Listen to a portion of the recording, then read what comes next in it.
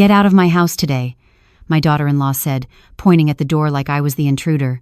My son stood beside her, and my grandson turned his face away as if he had never once called me grandma. I am Margaret Whitmore. I am 67 years old, a widow, a retired public school librarian, and the legal owner of the house I was just ordered to leave. The woman shouting at me is Vanessa, my son Daniel's wife. The man standing behind her in silence is my only child. And the young man refusing to look at me is Ethan, 18 years old, college-bound, and once the little boy who used to crawl into my lap during thunderstorms. That afternoon started like any other Sunday. I had a pot roast in the oven, carrots simmering in broth, the smell of thyme and onion filling the kitchen. I believe in Sunday dinners. I believe in setting the table even if no one notices. Some habits are not about gratitude, they're about dignity. Vanessa had been pacing all morning, measuring walls with a tape measure, snapping photos of the living room, texting someone she called the contractor. Daniel kept saying, "It's just exploratory, Mom," whenever I asked what exactly was being explored. By 3 o'clock, the exploration turned into eviction.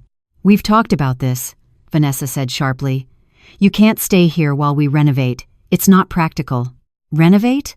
I repeated. "This house doesn't need renovation. It needs maintenance, which I've handled for 30 years. Daniel stepped forward then, hands raised like he was calming a tense meeting at work. "Mom, we need to update the place. New kitchen layout. Open concept. It'll increase the property value." "Property value?" I stared at him. "Whose property value, Daniel?" Vanessa rolled her eyes so hard I could almost hear it. "Oh my God, Margaret, this is exactly what I'm talking about. You're so territorial. It's not healthy." "Territorial." I felt something tighten in my chest. "This house is in my name." Vanessa's voice rose instantly. "Legally, sure. But emotionally, it's ours now. We're raising a family here." "You're living here," I corrected. "Because I allowed it." That was when the temperature shifted. Vanessa's face hardened. "Allowed it?" she snapped. "You act like we're freeloaders. Daniel works full-time. Ethan's finishing school. We deserve stability." "And I deserve respect," I said. She stepped closer to me, invading my space. "You don't get to guilt-trip us. We need you out so we can start tearing down walls next month." "Tearing down walls?" I repeated, stunned. "You didn't ask me." "We don't need your permission," she shouted. Her voice echoed off the kitchen tile. Ethan flinched near the stove but still didn't speak. "I'm not moving out of my own house," I said firmly. That's when Vanessa lost control. "You are selfish," she spat. "You sit in that little bedroom like some martyr while we try to build a future. You hover. You judge. You make everything about you." The words hit harder than I expected. After everything I had done, after paying off the mortgage, after covering Daniel's tuition, after letting them move in when their rent doubled during the pandemic, I was being painted as the obstacle. "I raised this family," I said, my voice trembling now despite myself. "I sacrificed for this house." Vanessa laughed a short, ugly sound. "You sacrificed because you chose to. Stop acting like we owe you forever." Something inside me snapped. "I don't owe you my home," I said. She moved closer again, gesturing wildly, and in the chaos of raised voices and pointing fingers, I instinctively lifted my arm to create space. My hand brushed against her shoulder harder than I intended. Vanessa stumbled backward. Her heel caught the edge of the rug. She fell against the kitchen island and slid down, landing on the floor with a dramatic gasp. For a split second, the room went silent. Then she screamed. "Daniel!" She pushed me. Daniel rushed forward. "Mom, what did you do?" "I didn't," I started, but Vanessa was already crying, clutching her elbow. "She attacked me," Vanessa sobbed. "I told you she was unstable." Unstable. Ethan's face changed. He rushed toward his mother, fury igniting in his eyes. "You touched her?" he shouted at me. "It was an accident," I said, backing up instinctively. "She was in my face." Before I could finish, Ethan shoved me. Hard. I stumbled sideways, my hip hitting the stove. My hand flew out to catch myself straight into the pot of boiling broth. The pain was immediate and blinding. I screamed as scalding liquid splashed across my wrist and forearm. The pot tipped, spilling onto the stovetop. Steam burst upward like an explosion. Daniel grabbed my shoulders too late. Ethan stood frozen, breathing hard. Vanessa was still on the floor, staring at me, not shocked, not afraid, watching. I cradled my arm against my chest, tears streaming down my face, not just from the burn, from the betrayal. I had helped pay for Ethan's first car. I had covered Daniel's insurance premiums when his company cut benefits. I had cooked meals, folded laundry, watched the house while they vacationed. I had opened my door because I believed family meant protection, and now my grandson had pushed me into boiling water. If you feel the pain of this moment, please like this video and tell me in the comments where you're watching from. Someone near you might be watching this story too. "Mom," Daniel said, his voice shaken now. "Are you okay?" Was I okay? I looked at Ethan. He wouldn't meet my eyes. His jaw was clenched, but the anger was fading into something else. Fear, maybe. Vanessa slowly stood up, brushing imaginary dust from her sweater. "This is exactly why she needs to leave," she said coldly. "She's dangerous. Dangerous." My arm throbbed violently. Blisters were already forming along my skin. I stared at them, the three people I had loved more than myself for decades. "Get out of my house today," Vanessa repeated, pointing at the door again, as if the last 5 minutes had proven her case. My son stood beside her, and my grandson turned his face away as if he had never once called me grandma. That was the moment something inside me changed. Not my love, but my boundaries. They thought I was weak because I was older. They thought kindness meant surrender. They thought sacrifice meant ownership. They had no idea what they had just done, and they had no idea that the ground beneath their feet still belonged to me. The burn on my arm blistered by morning. I barely slept that night. The pain came in waves, sharp, pulsing reminders of how quickly a family can turn into strangers.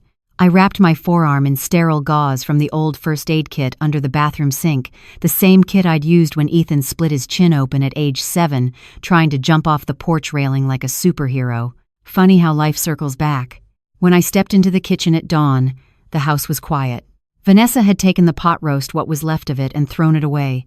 The trash bag sat swollen in the bin like an accusation. The stovetop still smelled faintly of broth and metal. I made myself coffee one-handed. That house has seen 40 years of my life. Tom and I bought it in 1983, when Fort Collins was still mostly quiet streets and hardware stores instead of trendy breweries and new developments. We painted the walls ourselves. We planted the maple tree in the front yard when Daniel turned 5. We refinished the hardwood floors one summer when money was tight but pride was strong. After Tom died, I considered selling it. The silence was unbearable at first, but I stayed. I stayed because this house was more than lumber and nails. It was proof that two ordinary people could build something solid, and I paid it off. Every mortgage check, every property tax, every insurance renewal. When Daniel and Vanessa moved in 3 years ago, it wasn't because I needed help. It was because they did. Daniel's company had downsized. Vanessa's event business collapsed during the pandemic. Their rent jumped nearly 40% in 1 year. Ethan was starting high school and needed stability. Daniel stood in this very kitchen, eyes tired, and said, "Mom, just until we recover. Just until." I never charged them rent. I told myself that's what family does. The kitchen clock ticked louder than usual that morning. I carried my coffee to the dining table and ran my fingers over a scratch in the wood from when Daniel dropped a fork during one of his teenage tantrums.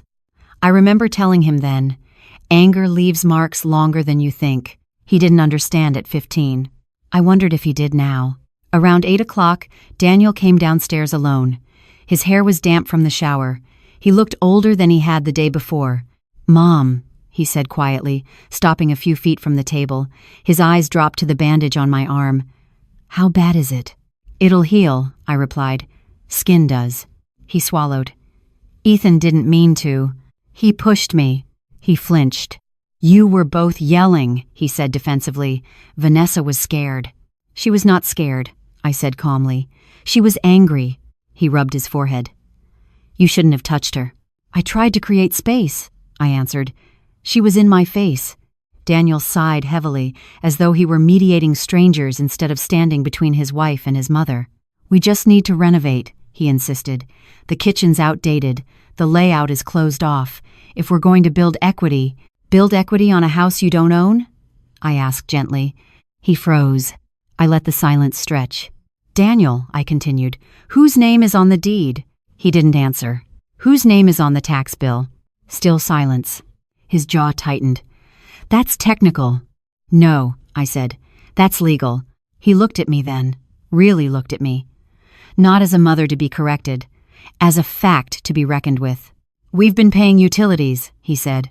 With my money transferred between accounts, I replied, and the mortgage was paid off 15 years ago. He stepped back slightly, as though the floor had shifted under him. Vanessa's footsteps echoed from upstairs. She descended slowly, dressed neatly, elbow wrapped in a small bandage that looked more theatrical than necessary. Daniel, she called sweetly. Then her eyes landed on me, and the sweetness evaporated. Have you explained the timeline? We were talking, he said. She folded her arms. 30 days, that's more than generous. I took another sip of coffee. I will review the situation. There's nothing to review, she snapped. We need to start demolition next month. Demolition. The word struck deeper than she intended. Demolish the kitchen. Demolish the walls. Demolish the woman who built it. I stood slowly. The burn throbbed, but I ignored it. You will not tear down a single wall, I said evenly, until we settle ownership. Vanessa laughed. Ownership? You think you can just dangle paperwork over us? I don't need to dangle anything, I replied. The paperwork speaks. Her face hardened. You're trying to control us. No, I said quietly. I'm trying to protect myself. Ethan appeared at the top of the stairs then. He paused when he saw us. His eyes flicked to my bandage and then away again. School, Vanessa said briskly, shifting tone instantly. You're going to be late. He nodded and grabbed his backpack. As he passed me, I spoke softly. Ethan. He hesitated. Character is what you choose when no one is watching, I said. His shoulders tensed, but he didn't reply. He walked out the door without saying goodbye. The front door closed with a sound that echoed too loudly in the quiet house. Vanessa turned back to me. Stop manipulating him. I am reminding him, I said. Of what? That you're a victim? No, I answered. That actions have consequences. She stared at me for a long moment, calculating. You really think you can win this? She asked finally. I met her gaze without blinking. This isn't about winning. It feels like it, she shot back. I thought about the envelope of missing cash, about the hallway camera, about the deed locked in the safe, about the business loan Daniel signed listing this address as primary residence. You're right, I said softly. It does. She turned and walked back upstairs. Daniel lingered.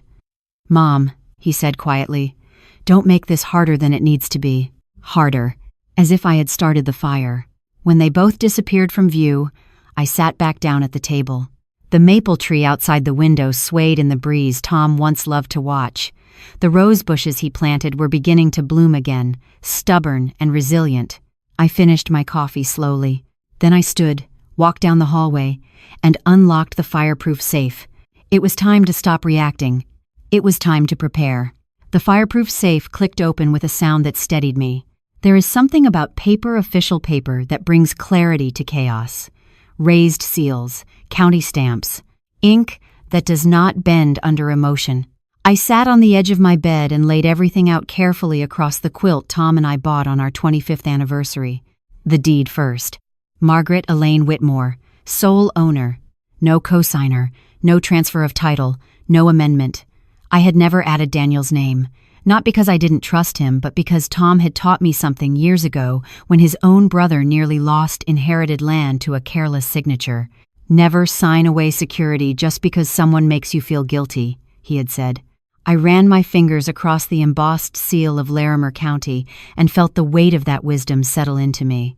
Next, I pulled out the property tax statements. Paid in full. Insurance renewal notices. Paid. Utility bills, electric, water, gas, each bearing my name. Then I reached for the file I had tucked behind them 6 months ago when something small had started to bother me. Daniel's business loan. Last year, he expanded his sales territory and borrowed against projected commission growth. I remember the night he came home flushed with excitement, laying out paperwork at my kitchen table. Vanessa hovered beside him, glowing with ambition. It's an investment, she had said. We'll double our income within 2 years.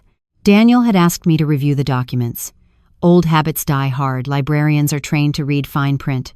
I noticed then that the loan listed his primary residence as this address, my address. And buried in the clauses was a line that tightened my jaw even now. Default risk increases if resident status changes without notice.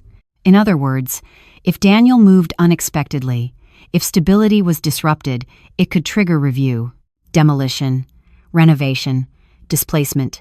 They weren't just asking me to leave. They were gambling with their own financial foundation without understanding how deeply it was tied to me. I closed the folder slowly. There is a particular kind of sadness that comes when you realize your child has underestimated you, not in intelligence, but in endurance. A soft knock tapped at my bedroom door.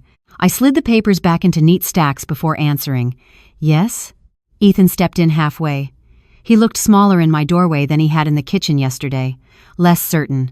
Dad's at work, he muttered. Mom's out. I nodded. He noticed the documents on the bed despite my attempt to stack them discreetly. His eyes flicked from the papers to my bandaged arm. Does it still hurt? He asked.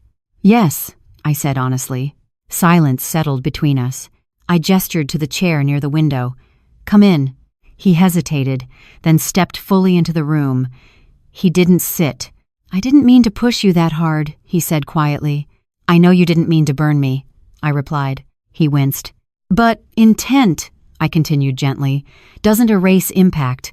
He swallowed. The maple tree outside the window cast shifting shadows across the carpet. For a moment, I saw him at 6 years old building Lego towers by that same window, asking me if trees ever get tired of standing. I was just trying to protect Mom, he said defensively. From what? He didn't answer. From words? I asked. From disagreement? He rubbed the back of his neck. She said you were trying to push her out, that you didn't want us here. I let that sink in. I opened this house to you, I said quietly. When your rent went up, when your dad lost bonuses, when you needed a stable place to finish high school. He stared at the floor. And yes, I added. I saw the envelope. His head snapped up. I saw you take the money, I said evenly. On the hallway camera, color drained from his face. I was going to put it back, he said quickly. It was just temporary. Everyone else has better stuff, better cars. You wanted to belong. I finished softly. His jaw trembled. That money was my emergency fund, I said. For hospital visits, for repairs, for security. He looked ashamed now, not defensive. Mom said you keep cash because you don't trust us, he muttered. I keep cash because I am 70% more likely to face medical expenses than you are, I replied calmly. That's math, not mistrust. He didn't argue. You pushed me yesterday because you thought I was attacking your mother, I said. He nodded. But what if the person pushing first, I continued carefully, was not me? His brows furrowed. I didn't elaborate. Not yet. Instead, I said, character is not built in comfort, Ethan. It is built in conflict. He sank into the chair finally. Are you really going to make us leave? He asked quietly. The question carried more fear than accusation. I am not making anyone leave, I said. I am protecting what is mine. He looked toward the hallway, as if afraid Vanessa might appear. Mom says this house will be ours eventually anyway. Eventually, I agreed. When I decide. He absorbed that. For the first time since yesterday, I saw uncertainty in him, not about me, but about the narrative he had been fed. I don't want us to break, he whispered. We are already cracked, I replied. But cracks can be repaired, lies cannot. He sat there a long moment before standing. I'll get a job, he said suddenly. After school. For what? I asked. To pay you back. I nodded once. That would be a start. When he left the room, I closed the door gently and returned to the safe. I replaced the deed, the tax forms, the loan agreement. Then I retrieved something else. The printed still image from the hallway camera. Not for revenge. For truth. Vanessa believed emotion would control this house. Daniel believed optimism would. Ethan believed loyalty meant force. They were all wrong. Control belongs to the one who understands the foundation. And I was done pretending I didn't. By Monday, the burn had stopped screaming and started aching, the kind of deep, stubborn pain that reminds you it's healing whether you feel ready or not. I wore a long-sleeved cotton shirt despite the mild Colorado spring chill, not because I was cold, but because I didn't want Vanessa looking at my bandage like it was evidence for her story. I'd learned quickly that she didn't just want me out. She wanted me to look wrong, unstable, dangerous, the kind of older woman people whisper about in checkout lines. The house felt different when Daniel left for work that morning. Quieter, yes, but more than that, emptier in a sharp, deliberate way, like someone had removed the air from a room and left you to breathe anyway. At 9:12 a.m., Vanessa called from downstairs. Her voice was too bright. "Margaret, can you come down here for a minute? Not please, not when you have a second. Just an announcement, like I was staff." I descended slowly, one hand on the banister. I had always taken care of those stairs, polished the wood, tightened loose spindles, treated them like a living part of the house. Today they felt like a stage. Vanessa stood at the dining table with a folder in front of her, a manila folder, my good pen lying beside it, as if she'd already decided the outcome. Ethan sat at the far end of the table, earbuds in one ear, phone in his hand. He didn't look up when I entered. He wasn't pretending not to be part of this anymore. He was committed to the role he'd been assigned. Vanessa smiled. "Good. You're here." I stayed standing. "What is this?" "A transition agreement," she said, tapping the folder like she was proud of it. "Just something simple so everyone is clear." My stomach tightened. "Clear about what?" "About your move-out timeline," she replied smoothly. 30 days, just like we discussed." "We did not discuss anything," I said. "You announced it." Ethan's jaw tightened. He took one earbud out slowly, annoyance flashing across his face like a warning light. Vanessa didn't miss it. She turned slightly toward him, softening her tone. "Sweetheart, it's okay. Grandma's just emotional." I stared at her. The nerve of that word, emotional, like my resistance was a symptom, not a boundary. "I'm not signing anything," I said quietly. Vanessa's smile froze. "What did you say?" "I said I'm not signing anything," I repeated, keeping my voice calm. "This is my home. You can't push papers at me and call it a family decision." Something ugly surfaced in her eyes. "You're unbelievable," she snapped, the polished veneer cracking. "This is exactly why Daniel and I can't breathe in this house. You make everything into a drama." "Vanessa," I warned softly. "No," she barked, louder now. "No more sweet little librarian voice. I'm done playing nice with you." Ethan shifted in his chair. His fingers tightened around his phone. He was watching, not as a grandson watching his grandmother, but as a young man watching his mother lead a battle and deciding which side earned loyalty. Vanessa leaned forward, palms flat on the table. "You want the truth? You're a burden. You've been a burden for years, clinging to this house like it's the only thing you have." The words hit like a slap, and for a second I tasted blood where my teeth pressed too hard against my tongue. I thought of Tom's hands on my shoulders in this kitchen. Years ago, I thought of Daniel at 12, insisting he could carry groceries alone. I thought of Ethan at 8, falling asleep on my couch while I watched old movies, his little feet in superhero socks resting against my hip. Burden. That's what she called me. "You're living in my house," I said steadily. "Rent-free." Ethan's head snapped up. "We're not rent-free," he said sharply. "Dad pays bills." "Some," I replied. "Not all. And the mortgage has been paid off for 15 years. Vanessa's nostrils flared. "Oh my God, are we doing this? Are you going to start listing receipts like you're the victim?" "I am the victim," I said. She laughed, and it was not a nice laugh. It was the kind that carries contempt. "You think a little burn makes you the victim? You pushed me. You attacked me." "I did not attack you," I said, my voice harder now. I tried to step back. "You fell. You shoved me," she shouted. The sound bounced off the walls and seemed to wake the house itself. Somewhere, the front porch wind chime tapped once, like a small, nervous heartbeat. I inhaled slowly. This is what she wanted. A scene. A moment she could retell later with dramatic pauses and selective truth. Vanessa picked up the folder and held it out like an ultimatum. "Sign it, or we'll have to do this the hard way." "The hard way?" I repeated. Her mouth twisted. "Adult Protective Services, a competency evaluation. You want people to start asking questions about why you're talking to yourself, why you're forgetful, why you're so reactive?" My spine went cold. There it was. The threat she'd been circling since yesterday. Ethan stood abruptly. "Grandma, just sign it," he said, voice sharp with impatience. "You're making this worse." I looked at him, really looked. He couldn't hold my gaze for more than a second. His anger was loud, but his eyes were scared. Scared of consequences. Scared of losing the comfort he'd grown used to. Scared of his mother's temper landing on him instead. Vanessa saw my hesitation and pushed harder. "Daniel is trying to do the right thing," she said, voice dripping with righteousness. "We need to fix this house. The wiring's old. The kitchen's inefficient. We've already talked to contractors. It's not safe for you to be here while we renovate." "Renovate," I repeated slowly, tasting the word. She nodded sharply. "Yes, renovate. It's for everyone's benefit."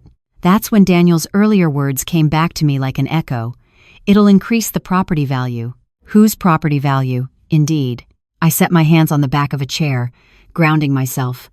"Daniel isn't here," I said, "so don't hide behind him. If you want to discuss renovations, we can do it when the homeowner is present." Vanessa's eyes narrowed. "You're so condescending." "No," I replied. "I'm precise." Her face flushed red. "You old..." She stopped herself for half a heartbeat, but the venom stayed in her expression. "You think you're smarter than everyone because you kept some paperwork." "I don't think I'm smarter," I said. "I think I'm the one who remembers what's real." Ethan stepped around the table, closer, posture tense. "Stop talking to my mom like that." I stared at him. "And how should I talk to her when she's telling me to leave my own house?" He didn't answer. His eyes flicked to Vanessa for direction. That broke something in me, not loud, not dramatic, just a quiet, irreversible shift. The realization that Ethan wasn't thinking like an adult yet. He was being trained, conditioned. That loyalty belonged to whoever was loudest. Vanessa lifted the folder again, thrusting it toward me so close it brushed my sleeve. "Sign it," she hissed. "Or, I swear, Margaret, you will regret fighting me." My pulse thudded in my ears. This was the fork in the road. The moment where an older woman is expected to shrink, to smooth the air, to keep the family peace even if it costs her bones. I let my shoulders drop slightly. I softened my face, not because I was surrendering, because I was choosing strategy. I exhaled, slow and tired, the way I used to when children at the library were about to melt down, and I needed them to feel safe. "All right," I said quietly. Vanessa blinked. Ethan's posture loosened.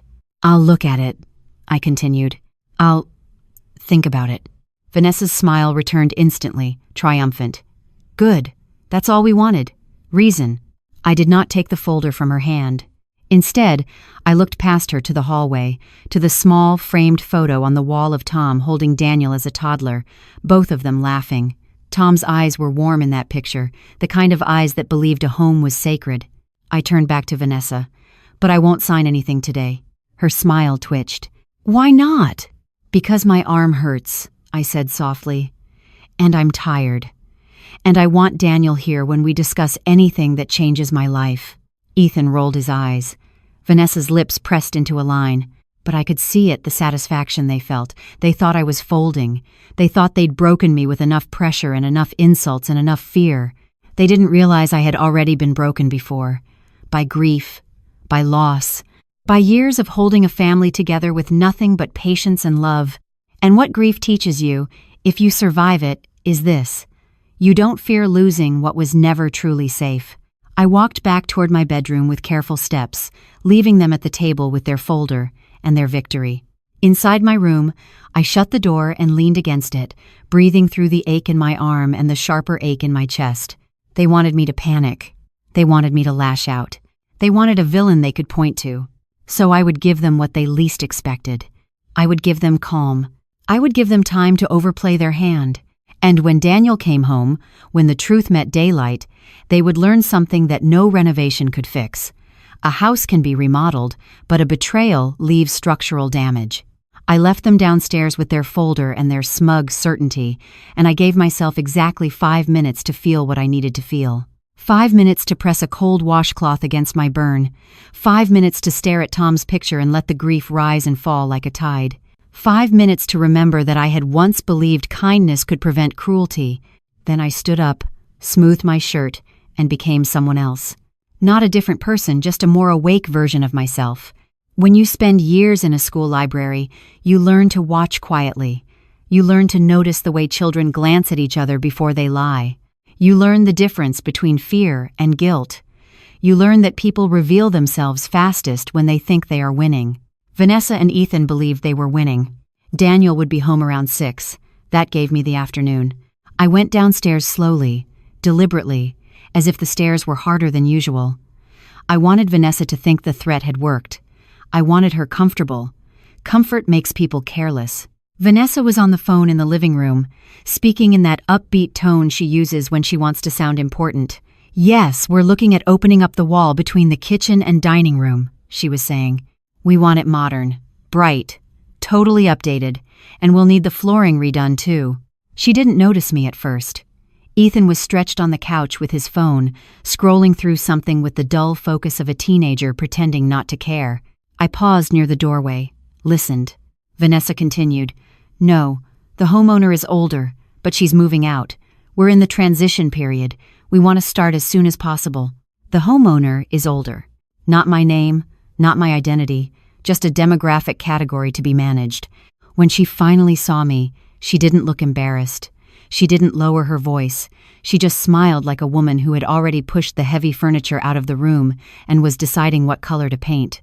"Margaret," she said sweetly into the phone, "I'll call you back." Then she hung up and turned to me. "You okay?" I nodded once, small and tired. "My arm, it's sore." Ethan glanced up briefly, his face unreadable, then went back to his screen. Vanessa clasped her hands. "I'm glad you're being reasonable." Reasonable. That word again. It always meant doing what she wanted. "I said I'd think," I replied softly. I kept my voice gentle, even shaky, just enough to feed her narrative. "But I want to talk to Daniel tonight." Vanessa's eyes narrowed for half a second. "Daniel agrees with me." I looked down, like that hurt. "I just want to hear it from him." She sighed dramatically. "Fine." She walked past me toward the kitchen, opening cabinets as if she owned them. "By the way," she called over her shoulder, "we're meeting the contractor again tomorrow. I need you to stay out of the way. Don't interrupt." I gripped the edge of the counter and forced my expression into something meek. "Of course." Ethan snorted quietly, like this was all an inconvenience. I heard it. I didn't react. I went to the sink and ran cool water over my bandage, letting the sound of it steady me. The kitchen window overlooked Tom's rose bushes. They were budding, just starting to open. Tom used to say roses are stubborn. They bloom even when the weather isn't kind. I wiped my hands and turned back to Vanessa.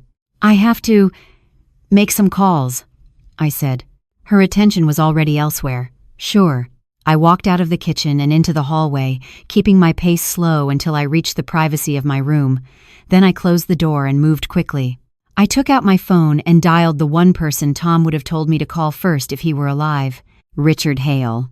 He'd handled our estate planning years ago, back when Daniel was in college, and Tom was still healthy enough to complain about my book-buying habits. Richard was older now, too. Late 60s, steady voice. The kind of attorney who didn't grandstand. He dealt in facts. He answered on the second ring. "Margaret?" "It's me," I said. My throat tightened, but I kept my voice clear. "Richard, I need advice. Immediately." There was a pause. "Are you safe?" The question alone told me he understood the tone in my voice. "I'm safe," I said, "but my son and his wife are trying to push me out of my home." "Your home, as in your deeded property?" he asked. "Yes," I said. "Sole owner. My name only." "Do they know that?" he asked. "I'm not sure," I admitted. "Vanessa is acting like it belongs to them." "And your son?" Richard's voice softened slightly. "My son is silent," I said.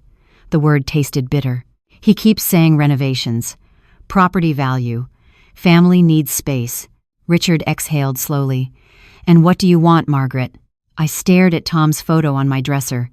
His face was warm there, alive, as if he might speak. "I want my house back," I said quietly. "And I want this handled in a way they can't twist into me being the villain."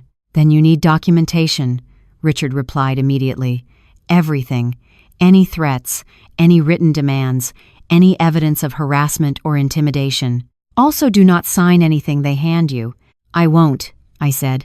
"And because you're the homeowner," he continued, Their legal status matters. Do they pay rent? Have a lease? No lease, I said. No rent. Then they're occupants by permission, he said, careful and precise, which means you can revoke permission. But we need to do this cleanly, especially because they will likely claim emotional distress, elder abuse, or incompetence. My stomach tightened.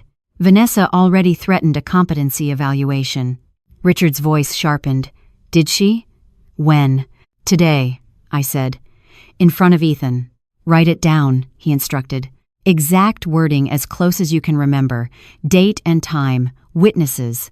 And Margaret, if she is threatening you, you need to protect yourself physically. Have someone with you when conversations happen. A neighbor, a friend, anyone. I thought of Mr.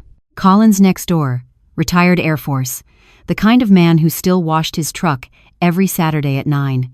He'd always been polite, quiet, reliable. I can do that, I said. Richard paused. And one more thing. If anyone has been physically harmed, it matters. I looked down at my bandaged arm. The burn throbbed as if responding. Yesterday, I said carefully, there was an argument. Vanessa fell, and Ethan shoved me into a pot of boiling broth. I was burned. Silence stretched on the line. Margaret, Richard said, voice low now, that is not just family conflict.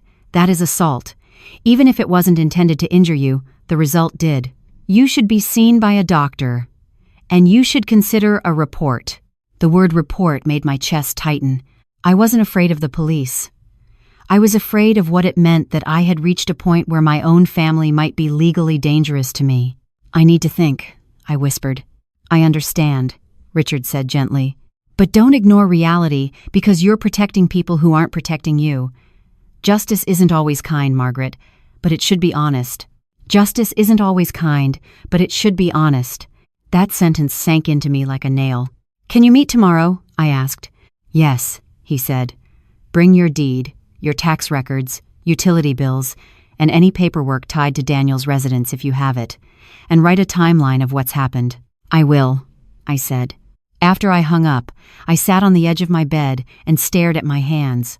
My right hand trembled slightly, not from age, but from adrenaline, from the realization that what I was doing wasn't revenge. It was self-defense. Downstairs, I heard Vanessa laugh, bright, careless, confident. The sound traveled up the stairs and through the hallway like smoke. I stood and opened my notebook, the one I used for book club notes and grocery lists. On a fresh page, I wrote, Monday, 9:30 a.m. Vanessa threatened competency evaluation. Witness, Ethan. Sunday, 3 p.m. Ethan shoved me into boiling broth. Burn on right forearm. Daniel present. Vanessa present. My handwriting was steady. I wasn't shaking anymore. At 4:15, a knock came at my bedroom door. I opened it to find Ethan standing there, alone. He looked uncomfortable, like a boy trying to be a man but not knowing how. Grandma, he said quietly, eyes flicking to my bandage and then away. Mom says you're trying to make Dad choose. I kept my face neutral. I'm not trying to make anyone choose, Ethan, he frowned. Then why are you calling people?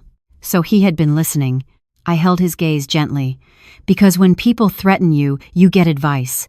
His jaw clenched. Mom says you started it. I swallowed the ache in my throat. Did I push you into boiling water? His eyes widened for a second. The question landed. No, he muttered. Then think, I said softly. Just think. He stood there another moment, then turned and walked away without another word. I closed my door and leaned against it, heart pounding not with fear, but with something closer to grief. Because even if Ethan apologized one day, even if Daniel woke up, there would always be a scar where trust used to be. At 6 o'clock, I heard Daniel's car in the driveway. I took a breath, smoothed my shirt, and prepared to play my role one more evening, quiet, tired, reasonable until I had everything I needed to reclaim my life. Because the truth was simple, and it was the only thing I could anchor myself to now. This house was mine, and I was done being pushed out of it. Daniel came home at 6-7 p.m., right on schedule, like a man who still believed routine could keep a life from unraveling. I heard his car door close, the brief pause on the porch, the key in the lock. For a second, I wondered if he hesitated before walking into a house that now felt like a courtroom. Then the door opened, and he stepped inside with that tired, practiced expression he wore when he didn't want to deal with conflict. Vanessa appeared from the living room like she'd been waiting for her cue. "Babe," she said brightly, sliding up to him and kissing his cheek. "Long day?" Daniel exhaled, loosening his tie. "You have no idea." Her eyes flicked toward me in the kitchen doorway, and the brightness sharpened into something else, purpose. Vanessa didn't want peace. She wanted alignment. "Your mother's being difficult again," she said, loud enough for me to hear, soft enough to sound like concern. I stepped into the kitchen fully. The overhead light cast a harsh glow over the counters, over the place where the pot roast had spilled 2 days ago, over the same stove that still made my skin crawl when I looked at it. "I'm right here," I said calmly. Daniel's gaze landed on my bandaged arm, and his face tightened. A flash of guilt I think passed through him. But guilt is not courage. Guilt is just discomfort. "Mom," he began, "we need to talk." Vanessa pulled out a chair at the dining table, the one Tom used to sit in, the one I still couldn't bring myself to replace. "Let's all sit," she said, as if she were hosting a productive meeting. I sat because I wanted to see how far they would go when Daniel was present. I wanted him to witness her words, her tone, her entitlement. If he was going to stay silent, he could at least be silent in full awareness. Ethan drifted in halfway through, hoodie on, eyes tired, phone in hand. He didn't sit. He leaned against the doorway like he was watching a show. Vanessa slid the manila folder onto the table in front of Daniel like it was evidence in her favor. "I had something drafted," she said. "A simple transition agreement. 30 days, very fair." Daniel glanced at the folder, then at me. "Mom, why are you making this harder than it needs to be?" The phrase hit the same nerve it always did, as if my boundaries were the inconvenience, not their betrayal. "I'm not making anything hard," I replied. "I'm refusing to sign something that removes me from my own home." Vanessa's lips pressed together. "No one said it's not your home, Margaret." "That's exactly what you said," I answered. "You said it was your house now. You said you didn't need my permission. You threatened a competency evaluation." Daniel's head snapped up. "She said what?" Vanessa lifted her hands in innocent disbelief. "I did not threaten anything. I said we need to consider what's safest. Your mother has been forgetful." Ethan's jaw tightened. I saw it, a flicker of discomfort. "I'm not forgetful," I said. "I'm careful." Daniel rubbed his forehead. "Mom, we're renovating. We can't have you here during construction." "You're not renovating," I corrected. "You're planning demolition. You're talking about tearing down walls in a house you don't own." Daniel's shoulders stiffened. "It's going to raise the value."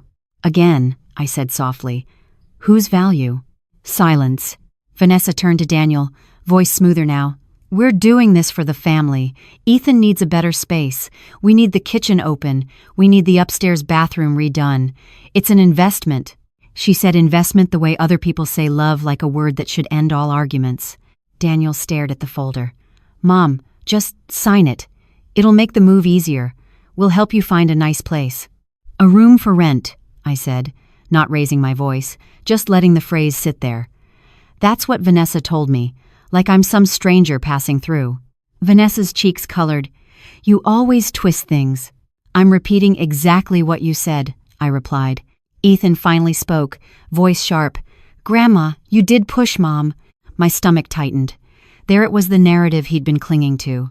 "I brushed her shoulder while she was shouting in my face," I said. She stumbled. "Then you shoved me into boiling water." Ethan's eyes flared. "Because you hurt her." "And you hurt me," I replied, still calm. "Look at my arm." He looked, and for a brief second, his expression cracked shame, fear, something human. Then he hardened again, glancing toward Vanessa like he needed her to tell him what to feel. Vanessa leaned forward, voice low, intense. "You are not going to guilt my son and my child. Not anymore." My son. My child. Possession disguised as devotion. I turned to Daniel. "Do you agree with her?" Daniel's mouth opened, closed.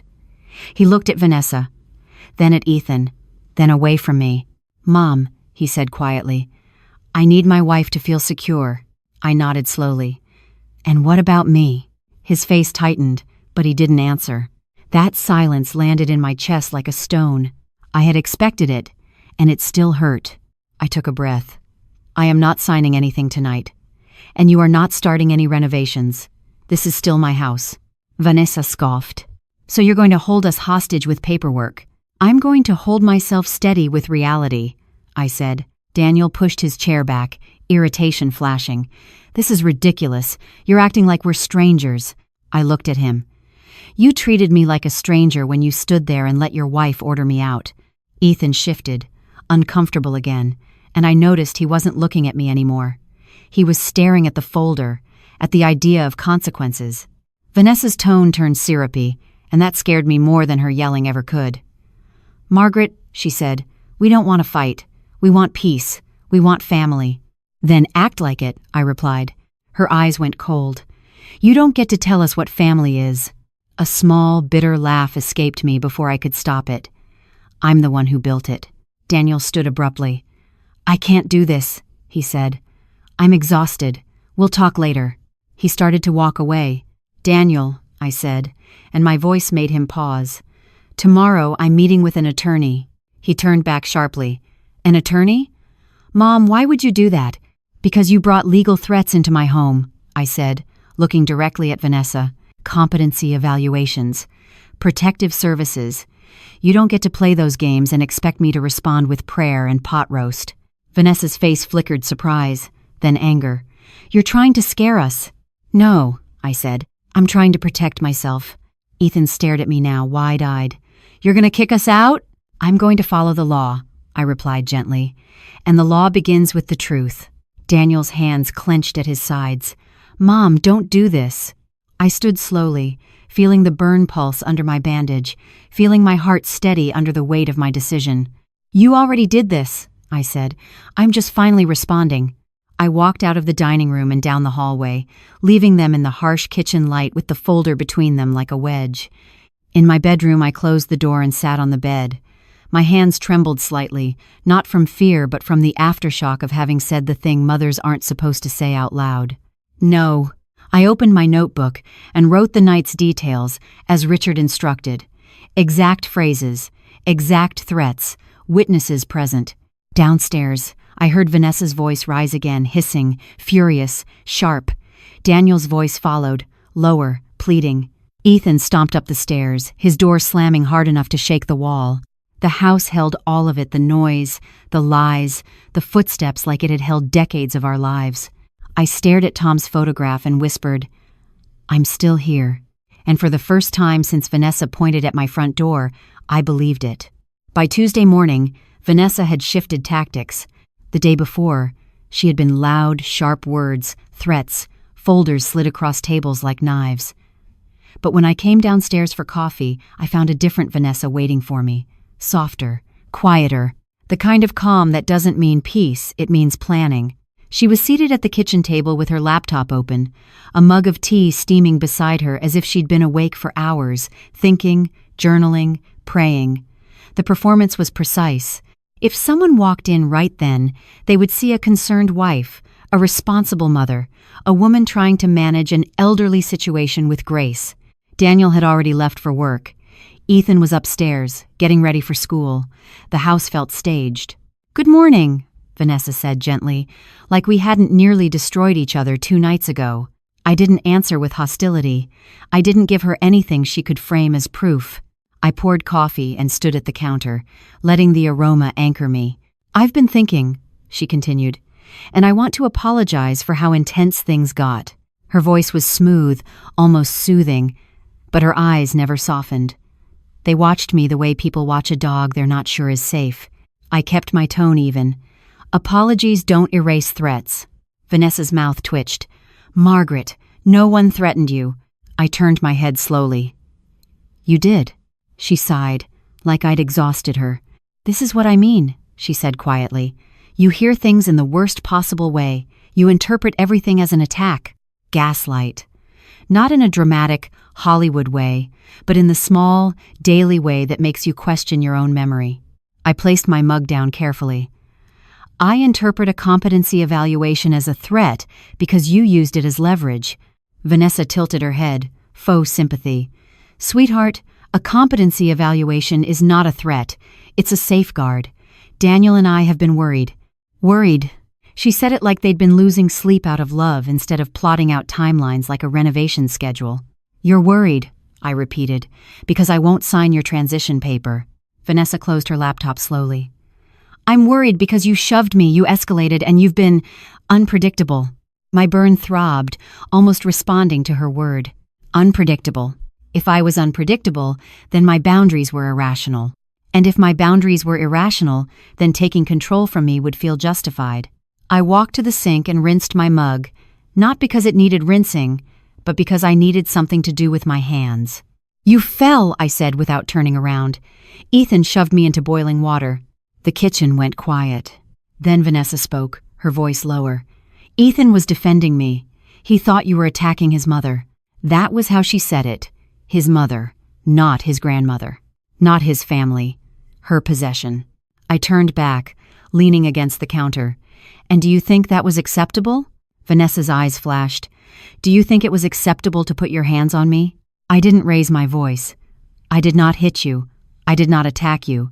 You were in my face, yelling. I lifted my arm to create space. You stumbled." Vanessa's gaze drifted to my bandage, and for the first time I saw something like satisfaction. Not because she liked seeing me hurt, necessarily, though I wasn't sure, but because she liked that the injury could be used. "This is why we need help," she said softly. "This is why we need outside eyes. Your memory is selective." I felt my stomach drop. That's how it starts. Not with screaming, with phrases like outside eyes, with concern that carries teeth. Ethan came down the stairs then, backpack slung over one shoulder. He paused when he saw us, his eyes flicking between our faces like a student walking into a classroom argument. Vanessa's voice brightened instantly. "Hey, honey, you ready?" Ethan shrugged. "Yeah." She stood and smoothed his hoodie like he was still 9. "Your grandma and I were just talking." Ethan's gaze landed on my arm. He looked away quickly. Vanessa spoke gently to him, but her words were meant for me to hear. "I told you, sweetheart, sometimes people get overwhelmed and they do things they don't mean." Ethan's jaw tightened. "She pushed you." Vanessa nodded, slow and sad. "She did, but we're trying to handle it respectfully." I felt something cold settle behind my ribs. She wasn't just rewriting the story. She was teaching Ethan the rewritten version in real time, with me standing there like a prop. "Ethan," I said quietly, "look at me." He hesitated. "Look," I repeated, calm but firm. He lifted his eyes, and I saw a flicker, uncertainty, conflict. "You shoved me into boiling water," I said. "Do you remember the sound I made when it happened?" His face tightened. He swallowed. Vanessa cut in quickly.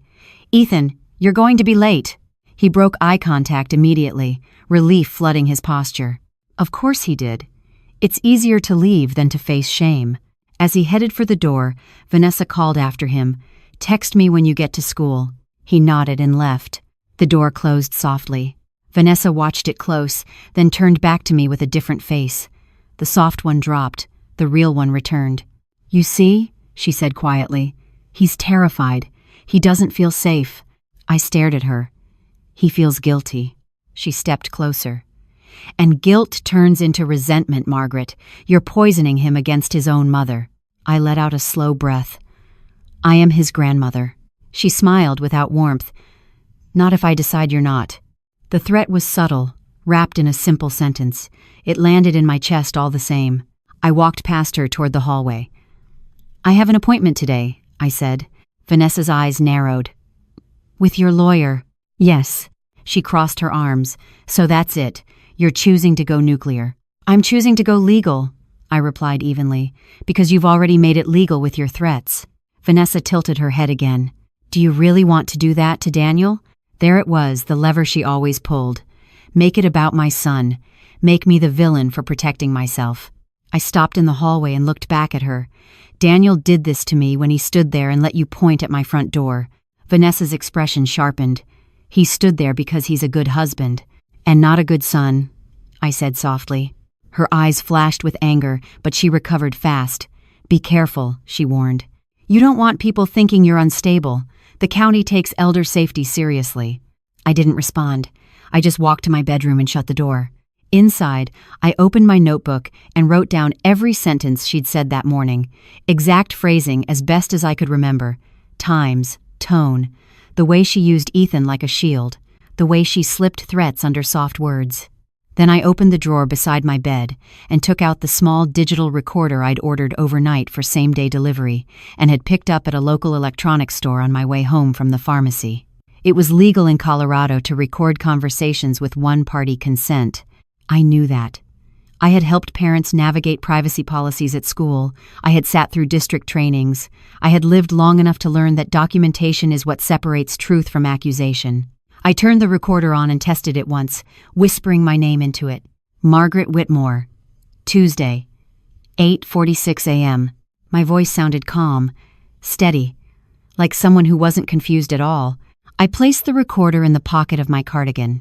Then I drove to Richard Hale's office with my bandaged arm resting on a folded towel over the steering wheel, the autumn sun bright and indifferent through the windshield.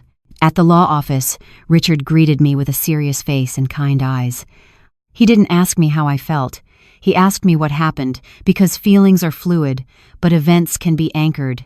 I laid my documents on his conference table: deed, tax receipts, utility bills, and the loan agreement with Daniel's address printed clearly. Richard read silently for several minutes, then looked up. "Margaret," he said carefully, "you are the sole owner. They have no legal claim unless you give it to them." I nodded. "They're trying to take it anyway." Richard folded his hands. "Then we do this correctly. We do this in a way no one can twist, but you need to be prepared." "For what?" I asked. "For escalation," he said.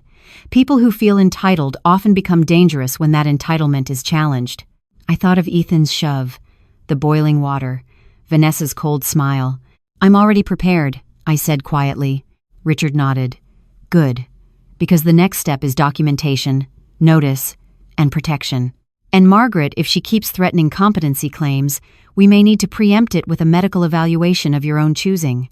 A clean bill of health shuts down a lot of ugly tactics." The idea made my stomach tighten, but it also made sense. Control the narrative before she weaponized it. I left the office an hour later with a plan forming, step by step, like shelving books in order, methodical, clear, impossible to argue with. When I pulled into my driveway, Vanessa's car was gone. The house sat still under the Colorado sky, the rose bushes moving gently in the breeze like they were nodding at me.